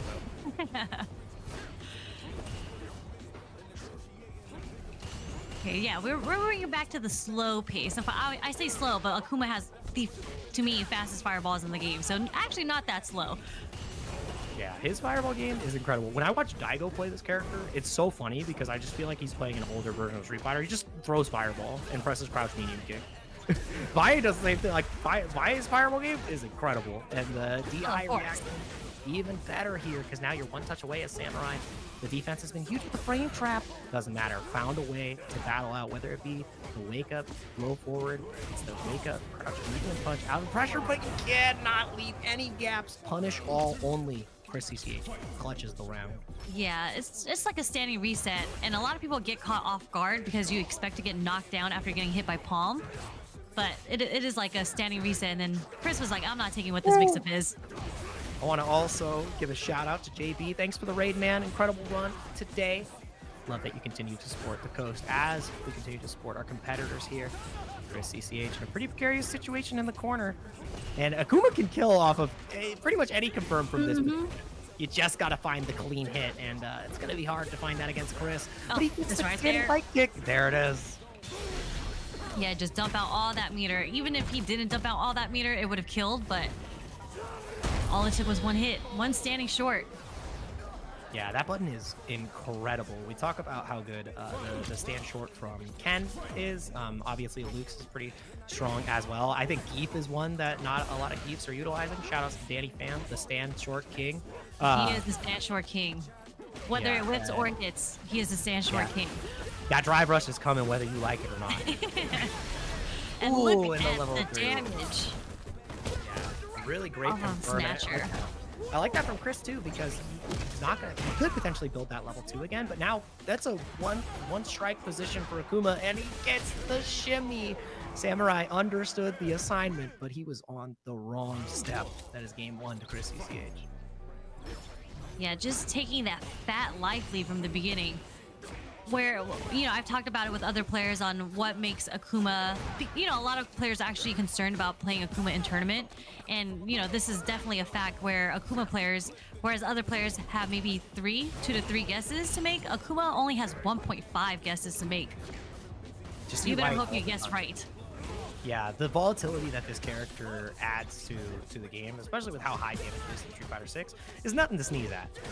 But he does that same type of damage right back to you, so just make your hits count. And these drive impacts on the drive rush attempts from Samurai have been really disheartening for Samurai. It's really stopped him in his tracks to really establish the lead and get his pressure going. And the last second reaction, you gotta be kidding me, Chris CCH. Once again, punish all only. I don't get it. Yeah, he's just so ready with DIs every time. And it's not like Samurai is just randomly throwing this out there.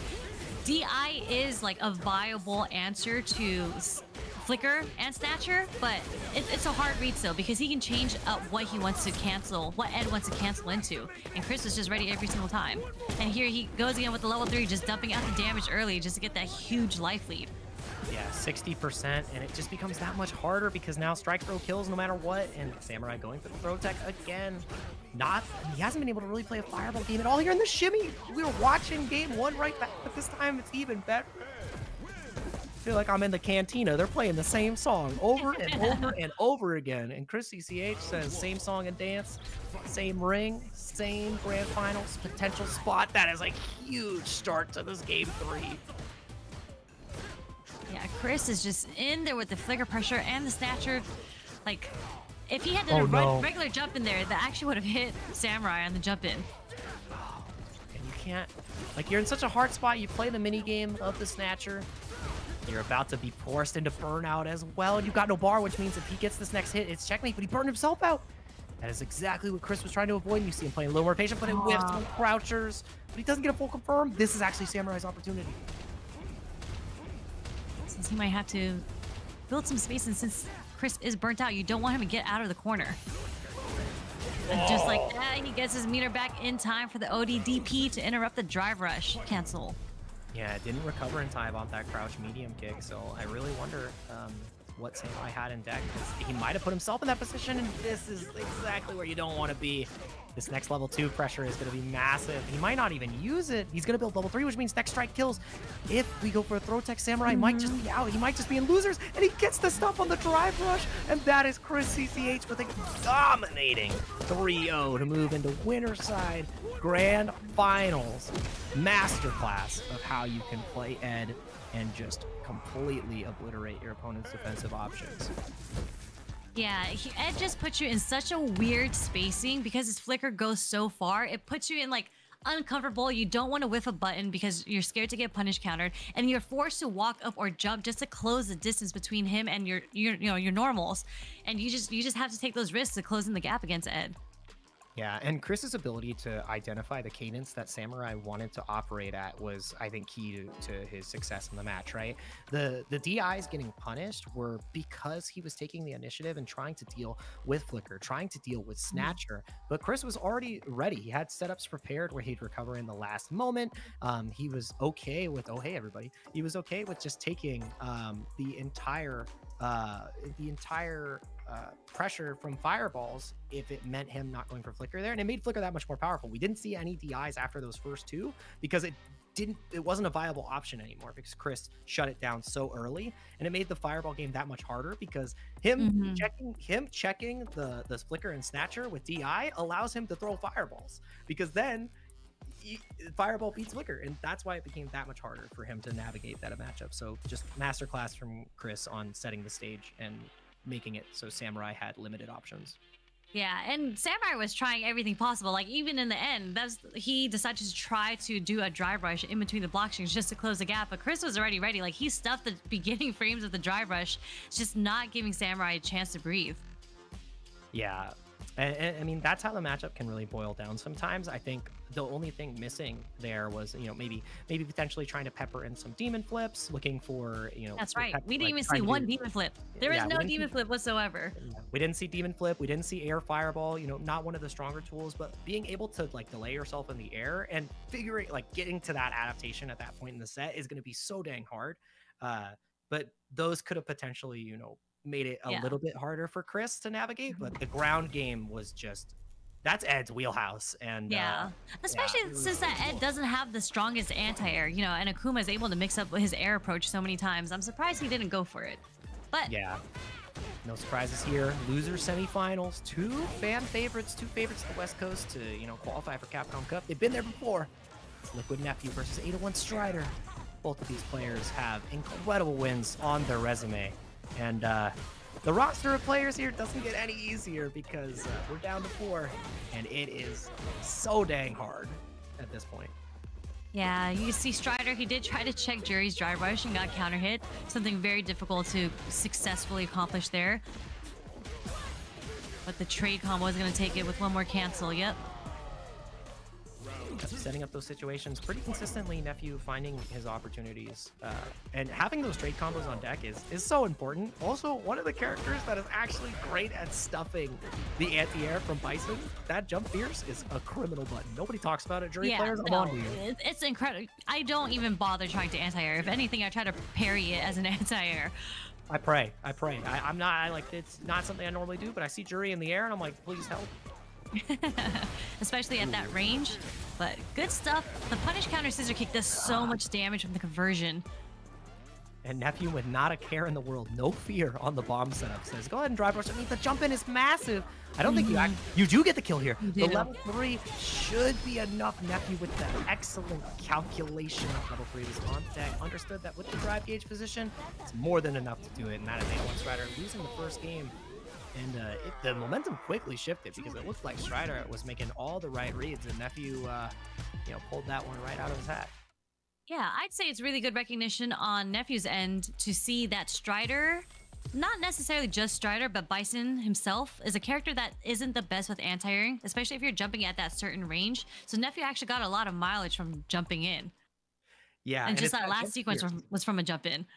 Yeah, it's that jump fierce too. It's like that's the problem, right? It's you have to be so preemptive anti-airing that it takes up a massive part of your mental stack. So it allows Jury to play her, you know, the fun game on the ground where her crouch medium kick is great, her stand fierce is great, and it really can turn the tide of the matchup that much faster. And 50% almost off the top already. Strider is falling apart here. Oh my god. He's trying to find a way. But it's not. He has not guessed right once in any of those sequences. Tried to get the perfect parry wake up. Tried to throw. Tried to, you know, mash jab on wake up. It got counter hit every single time. Nephew just had all the right defensive or offensive reads there. That's how rounds can go, though. That is a quintessential Jury round. Or just Street Fighter 6. Parry. I was gonna say parry. Perfects happen all the time in Street Fighter 6. Exactly. I like it though. It shows a game of great offense and strong defense. It's always a treat to watch. And now one of the best offensive sequences, but he finds the perfect parry, not afraid of the bomb. And I think that's how you have to play against Bison. You have to be willing to take that risk, even though the bomb is there. Say, all right, bases are loaded. I'm gonna swing. All right, like I gotta try. Oh, what a perfect parry. But he doesn't get the punish. He lands in time. Doesn't matter. Finds the spacing. Getting around on the board. Strider surviving.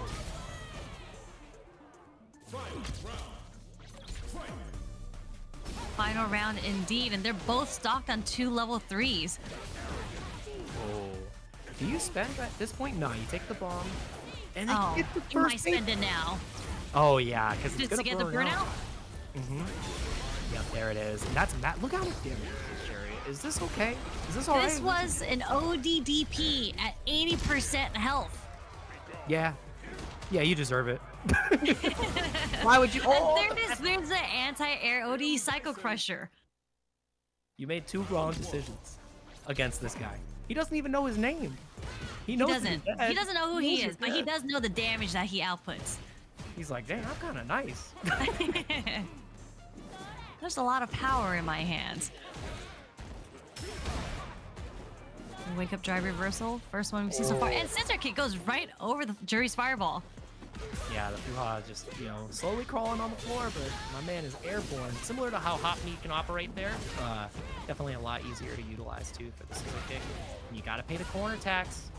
This is getting hard, but Strider not afraid to challenge out on those wake-ups, and I like this. Nephew reestablishing the space, getting exactly where he wants to press outside of that long startup of the stand fierce, and outside of the range of, those faster normals of the crouch medium punch and stand medium kick, finds the round. Yeah, and 801 Strider right here, just trying to answer with his own standing medium kick, just to poke her out, and there it is. There's that instant overhead that Nephew is notoriously known for if you try to throw him. Yeah, not allowed.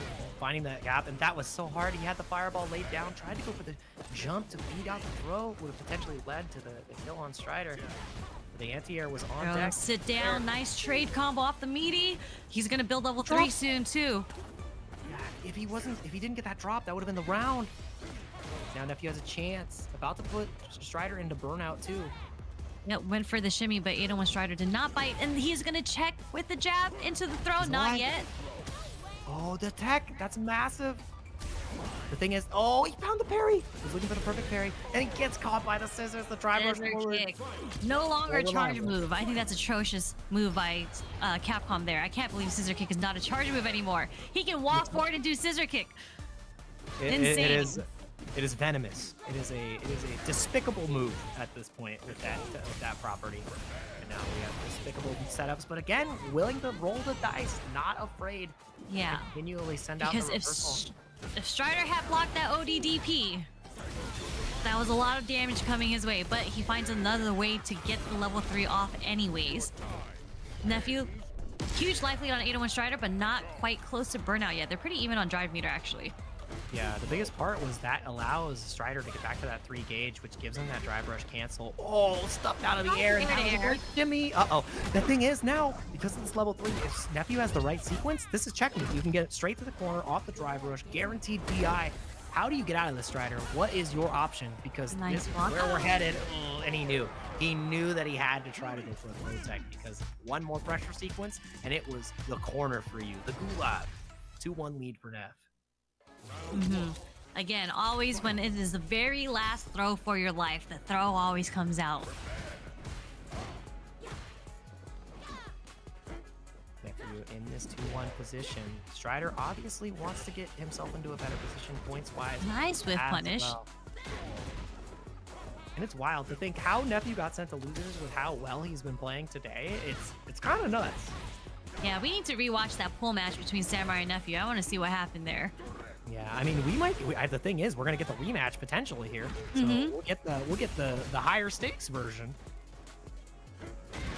Oh, what a whip punish!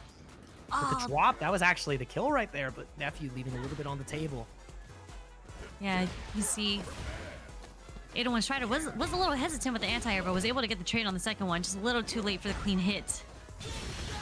Wake up super is gonna connect, and it's not enough. There's a pixel in a dream right here. Wake up with the jab, but he spaced it excellently. Strider biting off more than they could choose. Set point here for Neff. Yeah, Strider woke up mashing jab there, but the second jab unfortunately whiffed. Pressing some buttons. Oh, no, there's a delayed drive rush there. The fact that he did that point blank is also kind of incredible. Like, no fear against Bison, who could just do Scissor Kick again after the light string on hit. That's actually an incredible thing to do, because if you don't get the tap parry and you end up holding drive rush like here, you throw them off guard, because a lot of people do try to walk up throw you to punish counter the parry, but you can get them with the drive rush into a 4-frame button. Ooh, I think you can actually get the kill here with the extension. OD into the setup, and yeah, you gotta spend, but it is worthwhile. Strider staying alive, finding that massive opportunity. So I really like that. It was expensive, but Better to spend it now than in Yeah. bracket 3. 1 round away from taking us to game 5. Yeah, spend all that meter just to live for another round, but it is scary because Nephew is sitting about to hit the 3 bars right there on super. And the trade combo is massive. This is the second time we've seen that. Strider really fishing for those opportunities. The bomb is set up again. Not a lot of drive gauge, but gonna get a ton back there from Psycho Crusher, but that punish counter is massive. Now, you're 1 touch away. Oh, no, not like this. Sherry, game 5 might be on the menu. I think it's enough. It's not. Not yet, but this is going to be a hell of a comeback from Nephew. Oh, no way. Negative You know frame from the what? level 3. You're a machine. Respect I it. love it. I Sometimes respect you gotta. it. You gotta. That was, I feel that. Everybody in chat, you've done that before. Don't lie to yourselves. Wow. Taking Game it 5. down to the last game. Yeah, game 5. Once again, punish. No, No, a little too far drive for the burst. punish. There's the anti-airs coming from Strider. Feels like he's got his rhythm right now. And you see the change up on jump ins here too, because Nephew has become aware of the potential of perfect parries coming out from 801 Strider. That's one of the downsides of using that jumping fierce. And I love that now the dive kick is in display. Game 5 tools. We're using everything that we have at our disposal. What side did he land? Too early. It was just a little too early. Oh, and she recovered from the jab too in time. Yeah, Super having a little extra bit of startup makes it that much unreliable in the defensive situation. Set point again for Nephew. There's a dive kicks. Don't try to anti-air me with the normal. The dive kick's gonna come out. Yep, paying the corner tax once again. Strider finding a way to escape. Only has to take a little bit of damage here. Right spacing on the scissor kick, so not going to be punished there just yet. Stringing him up. Drive gauge in a pretty poor position for Nephew. Though when he gets the instant overhead again, you cannot tick throw this guy. He's ready for it every time. Unfortunately, doesn't get the connect into the crouch strong. This is not the best situation for Strider right now. He's gonna have to fight his way out of the corner. Trying to get some drive bar back. Oh no! He This is gonna got be it. it. We're gonna dump out to the level 3. Yeah.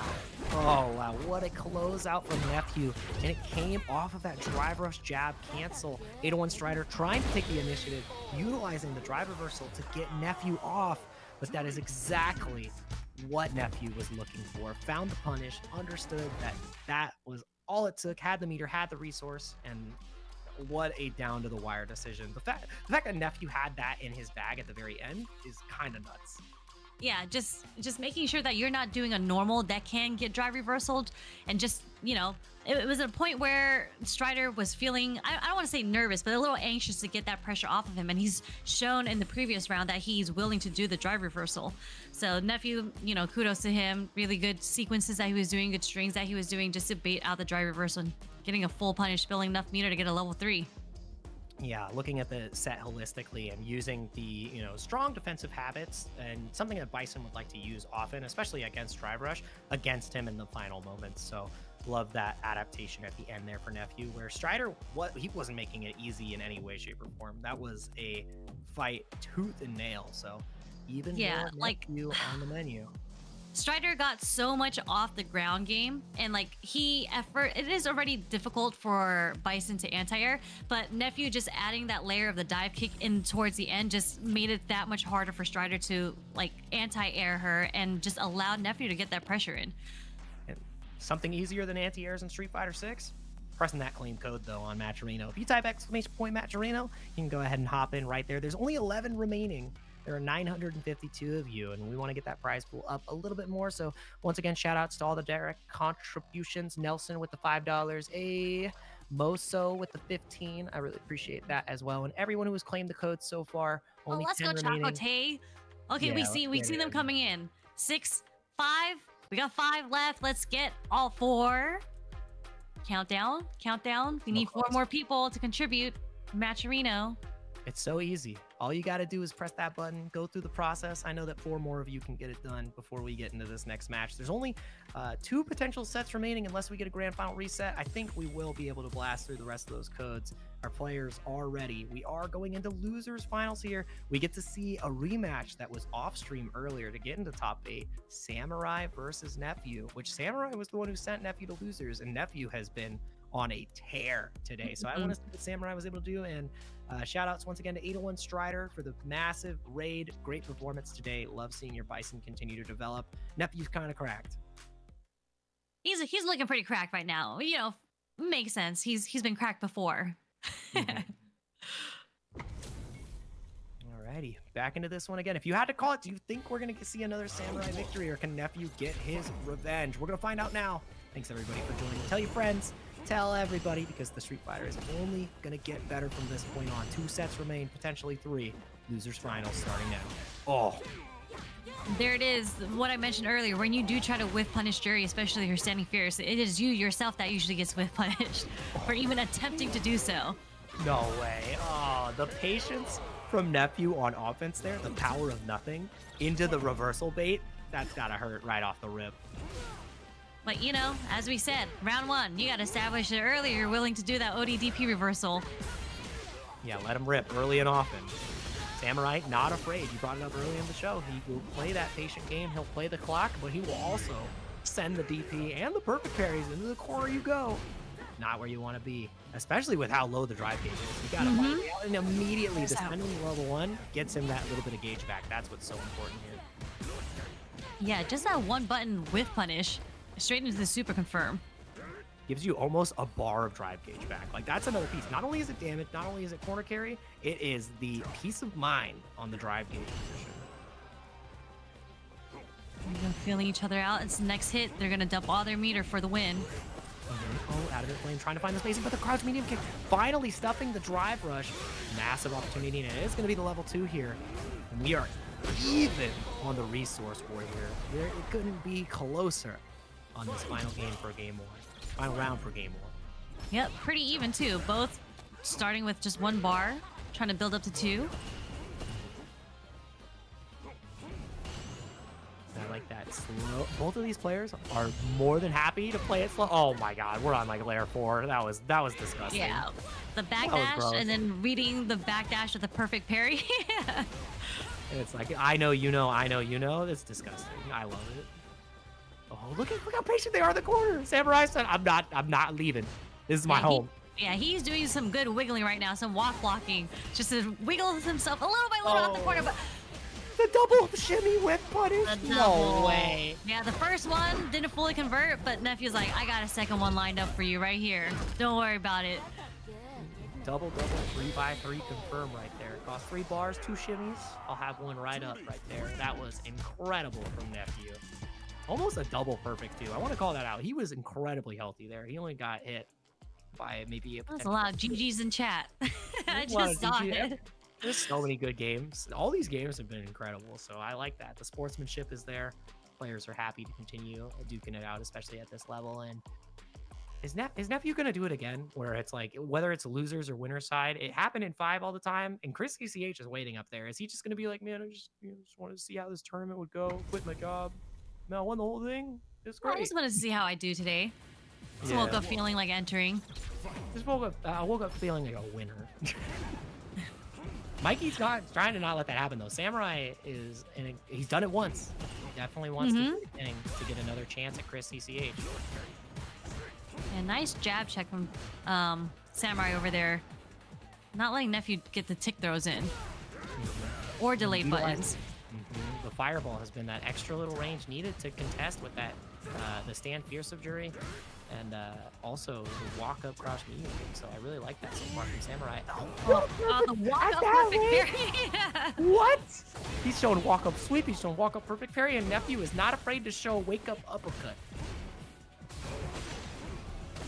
Just blocked up. Yep, that's it. Just from so far away too. Drive rush DI.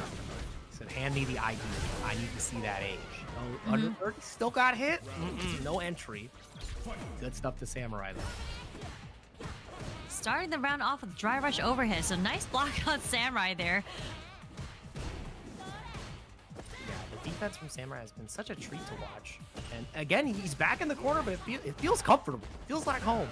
Yeah, he's been quite a bit. Oh, this is gonna hurt. Dude, look how much damage. Oh my god, he gets the OTG as well. That combo is sick. I think we were talking about the damage off of OD reversal. Hey, Akuma, you're looking pretty good over there, bud. Oh, right. I do it. Just do it again. Like, I don't care. I will burn myself out.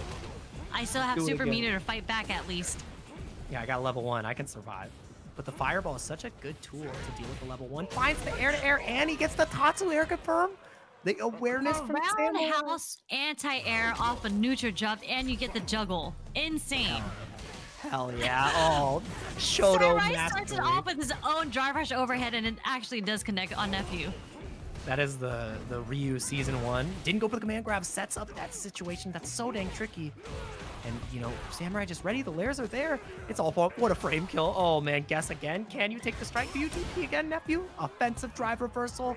You are dead because of the gray health, Sherry. Man, that was... I see what could have possibly happened in Winners now. Yeah, that was kind of... I didn't think that was going to kill. That gray health was doing taxes. That was actually an incredible drive reversal too, because not too many, like Nephew's been pretty much abusing Jury Stand Fierce, and that is the button that you can drive reversal. It's the first one that I've seen come out. It's one of the looks that it's like a missing piece of the matchup that obviously Samurai has been able to put on display, so I like that. And you know, 1 round away from putting us into a 2-1 lead, which is I think the score that we had in winner's side. Again, the check. This is so hard because now, if Samurai builds that 3rd bar, Nephew, you can't take this strike. You can't take a trade combo. You can't take anything. No. You just die. I actually don't even know if he can take it at this point. Like, even with the level 2, if he dumps out his drive rush cancel, he might be able to get the kill. But oh, burnt out. Nephew's not even going to get that chance because he burnt him out. Where's the DI? You got to be so careful. There it is it immediately, is. and there was no buffer. But it's not going to be able to kill. That's the scary part because you've got 1 more guess. There's no meter. There's no... Oh, the throw. Safe jump throw. Yeah, empty jump throw. So much to think about. Final round. Who's taking the lead? Who takes the 2-1? Free top 8. This would have been a set win. Can Nephew change his sides? The patience from both sides. They did nothing. You're not... The defense there. No bait on the shimmy. Samurai was not having it. Oh, and not having any of the drive rush pressure either. Nephew does not want to hold nothing.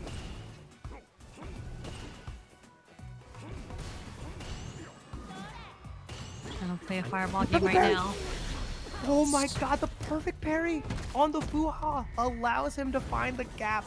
It's such a tiny detail, but it's what unlocks that huge confirm. Yeah. A lot of scaling because it was off the perfect parry, but I think he just wanted to kill the drive bar and just get a little bit of a life lead here. Meterless Akuma has so many great damage opportunities as well, so I understand that the spacing, again, immaculate from Nephew. Crouch medium kick on the wake up again, and now you've got to guess. You have to deal with this person with the wake up crouch medium kick again. They're both going for it. Both crouch medium. Oh, we're getting messy. We're getting messy, Sherry. Both of these players. What do we got? What do we got? No cross cut again. The walk under, but he burned himself out. We're both in burnout. Not a lot of resources. DP comes out, but it's just light. Samurai does have one. No! Too late. The fierce CP was a little too late as an anti-air. Nephew was able to land and block in time. Oh, I love the attempt from Samurai, but that's one of the, again, the fierce DP from Akuma has less of that horizontal reach, so had to try to get the walk forward first. The damage would have been enough.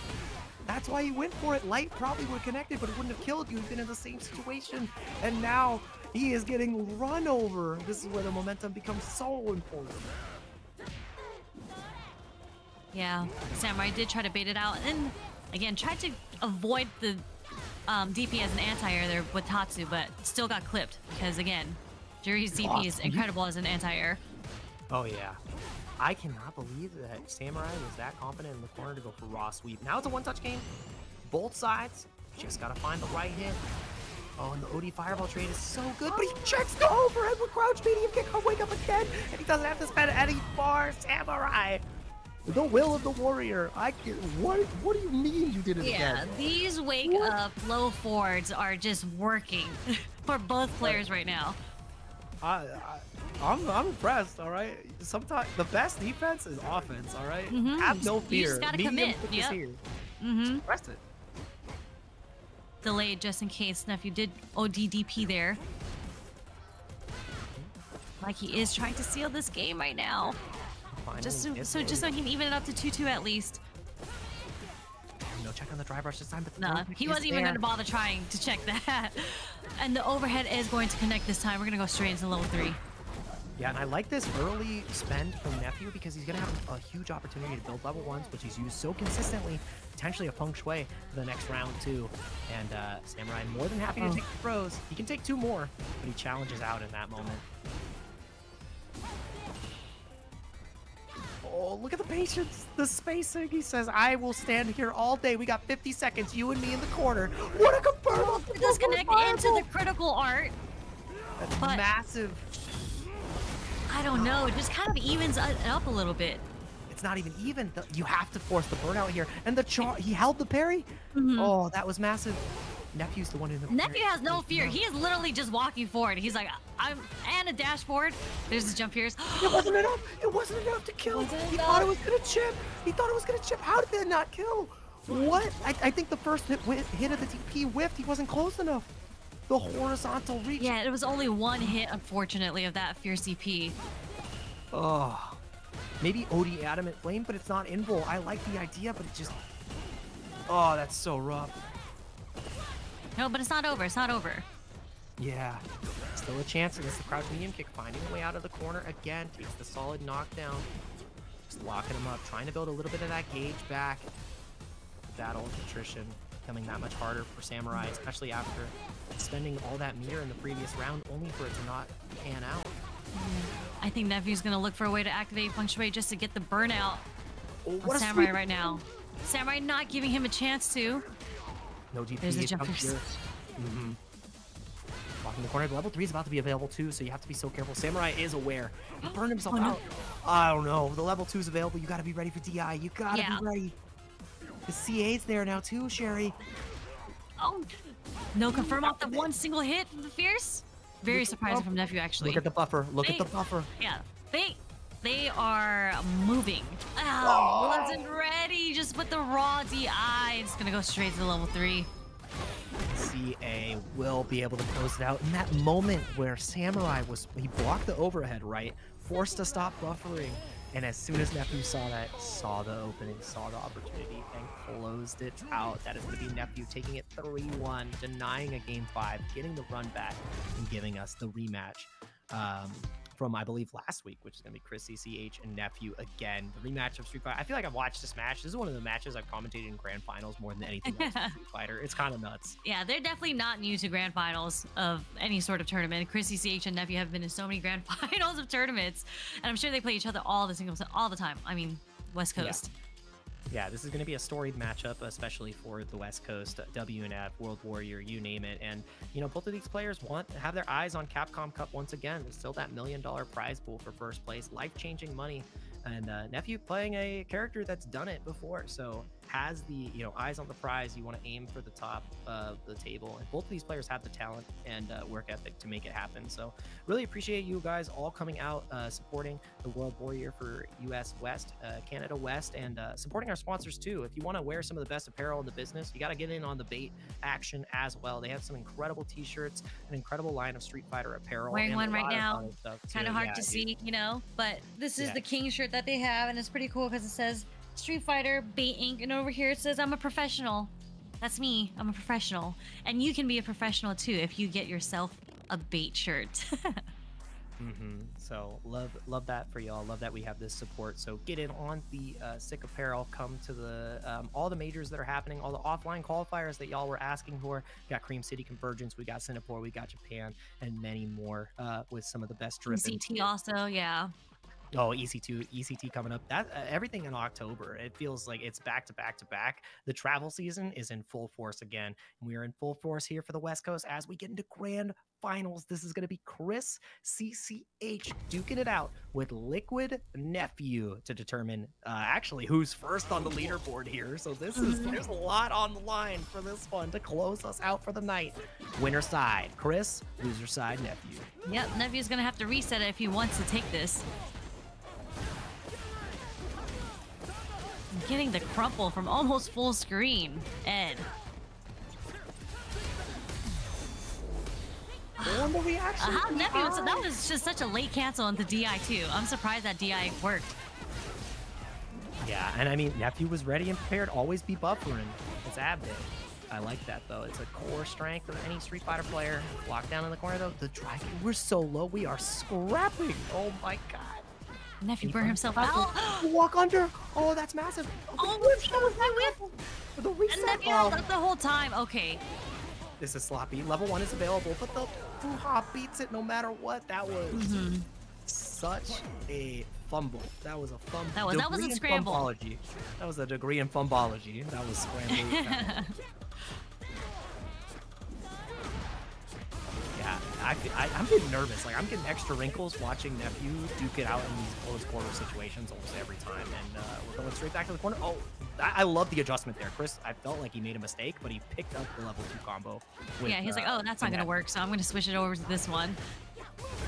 No punish. Oh, dude, no negative into DP? Hell yeah. Like, if you're negative, are you really negative in this game, especially with parry? Plus frames are a state of mind, and so is life bar. That is deader than dead.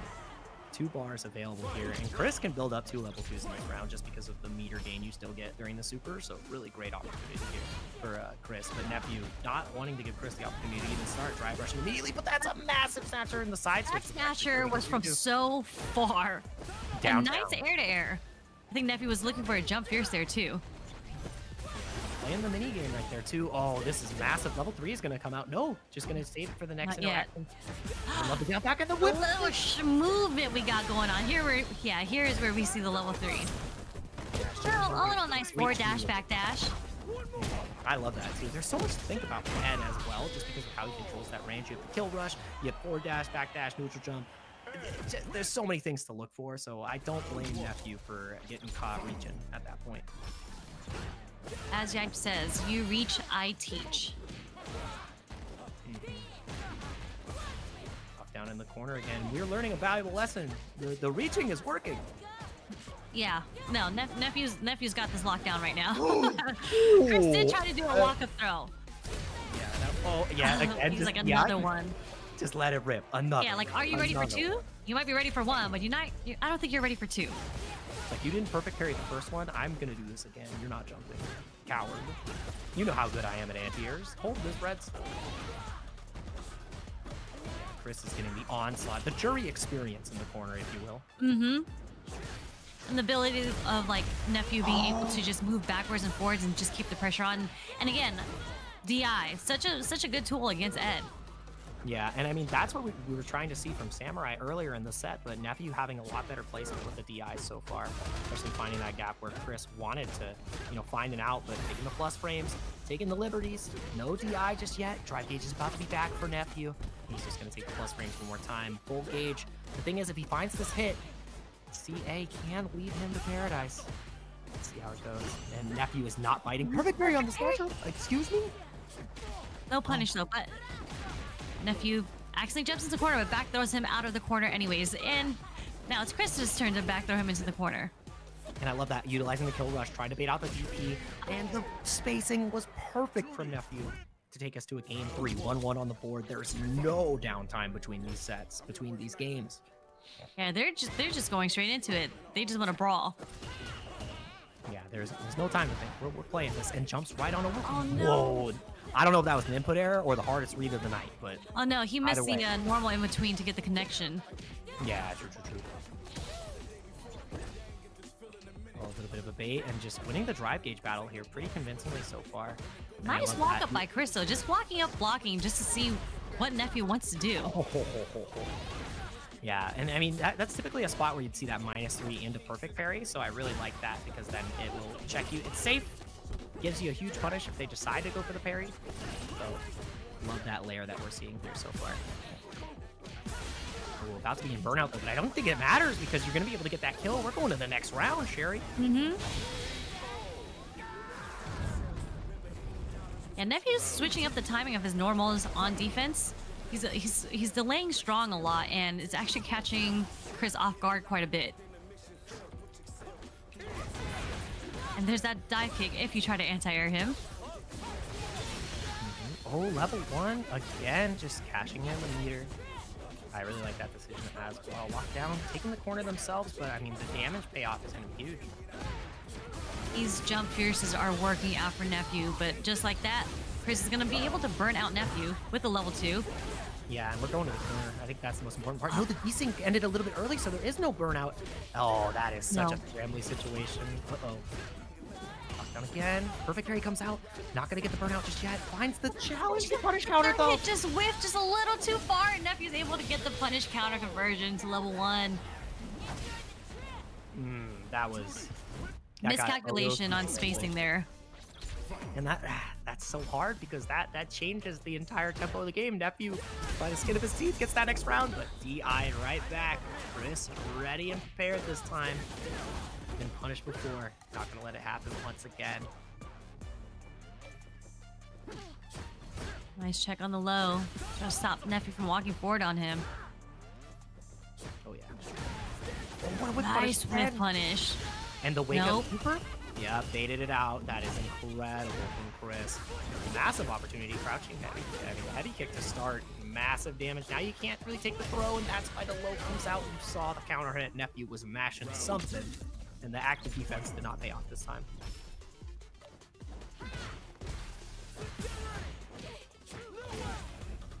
Okay, here we go. What's the setup? Oh, we're holding it. They're just both holding it. Spaghetti Western neutral. Who's gonna draw first? Mm-hmm. Just with the walk-up throw. Oh, yep. Count gap. Yeah, we've seen that adaptation too, and Nephew's so good at using level 1. Anytime there's a parry on a fireball, you'll see like the ODDP come out, but the level 1 preserves the 5 gauge, so really like that, especially with the utility. No anti-air though, and about to burn out from Nephew. Oh no, that had to be an error. He missed the fierce, and that is going to be the round. Nephew 1 round away from the reset. Not a button you want to accidentally whiff.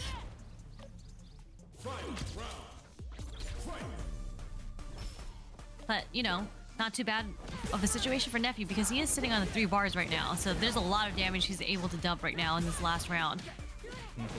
Staggered up right there. Chris getting caught. Let's see what happens. Willing to take the throw once again. Nephew is just letting the drive rushes rip. Really showing how prominent and strong that tool still is for Jury. One of the best drive rushes in the game. Anti-air finally comes through, found the spacing. And this is where it gets scary. You can't really afford to take this level 3. You will get clocked. We're gonna see a level 2 activation though. There's that dive kick. So difficult to anti-air Jury. Yeah, you think you have the right read, but if you don't have like a far-reaching DP, you are in trouble. And Trouble City population, I think we're going to burnout. It's not going to be enough to kill. So Nephew's got a chance. Got level 1. Is he going to go for the meanie or is he going to go for safe snatcher? Yep, just a safe snatcher. Oh, the level 1 raw? Yeah, I mean... sometimes you just gotta go for it, you know? Empty jump super, it works sometimes. You know, the other player tries to trip guard you, you get caught, but Chris waiting patiently there, asking, what are you doing over there? I mean, with how many ways Ed can kill you and chip you from that position, I don't blame him. Like, you're dead in the water otherwise. You gotta be a miracle. Hero plays all day. And we're in game 5 here. Once again, it wouldn't be WNF if we didn't go to game 10, Sherry. We might get a reset, but Chris has other ideas. Yep, there's that perfect parry on the meaty setup, and Chris is just, here's the onslaught. Keeping Nephew in the corner. No. Not too bad of a situation yet. Okay, it's starting to get bad. Is it gonna snowball? Is it going to snowball? It's falling apart. You take this DI, it's a wrap. Oh, there's the DI. He got the jump back button, but he didn't recover in time. The DI gets the wall splat into the stun. Nephew coming out on top in the scramble. That's so unfortunate. Oh, it's like clockwork. I feel every single time it feels like Nephew is in the compromising position. He finds the out. To level 2, yep. Take him to the corner. Yep, and he didn't get the desync this time, so, you know, not as much damage, but you got where you wanted to go. The corner, that was meaty as hell. And the check again. It's not going to be enough to kill. No drop this time. Let's see what it goes. Backdash to beat the throw. Final game, final round. Potential last round of the tournament, Sherry. Potentially. Let's see what happens here, because there could be 2 level 2s on Chris CCH's end, too. Oh, yeah, but you got to be the throw pressure. He's going to give him a chance. Yeah, we might not even get Sweet Chin music. What a throw on the overhead though. Now Nephew is in such a bad position drive gauge wise. That's why Chris is going for the OD, but the counter hit punish. The level 3 comes out to preserve the drive gauge and put Chris at such a deficit now. All that work, and it's looking rough. No Tried to air-to-air, but Jump Fierce doing Jump Fierce things. No bait on the shimmy there. Yeah, that if you get shimmied there, it's lights out. Chris knew the risk of going for the throw.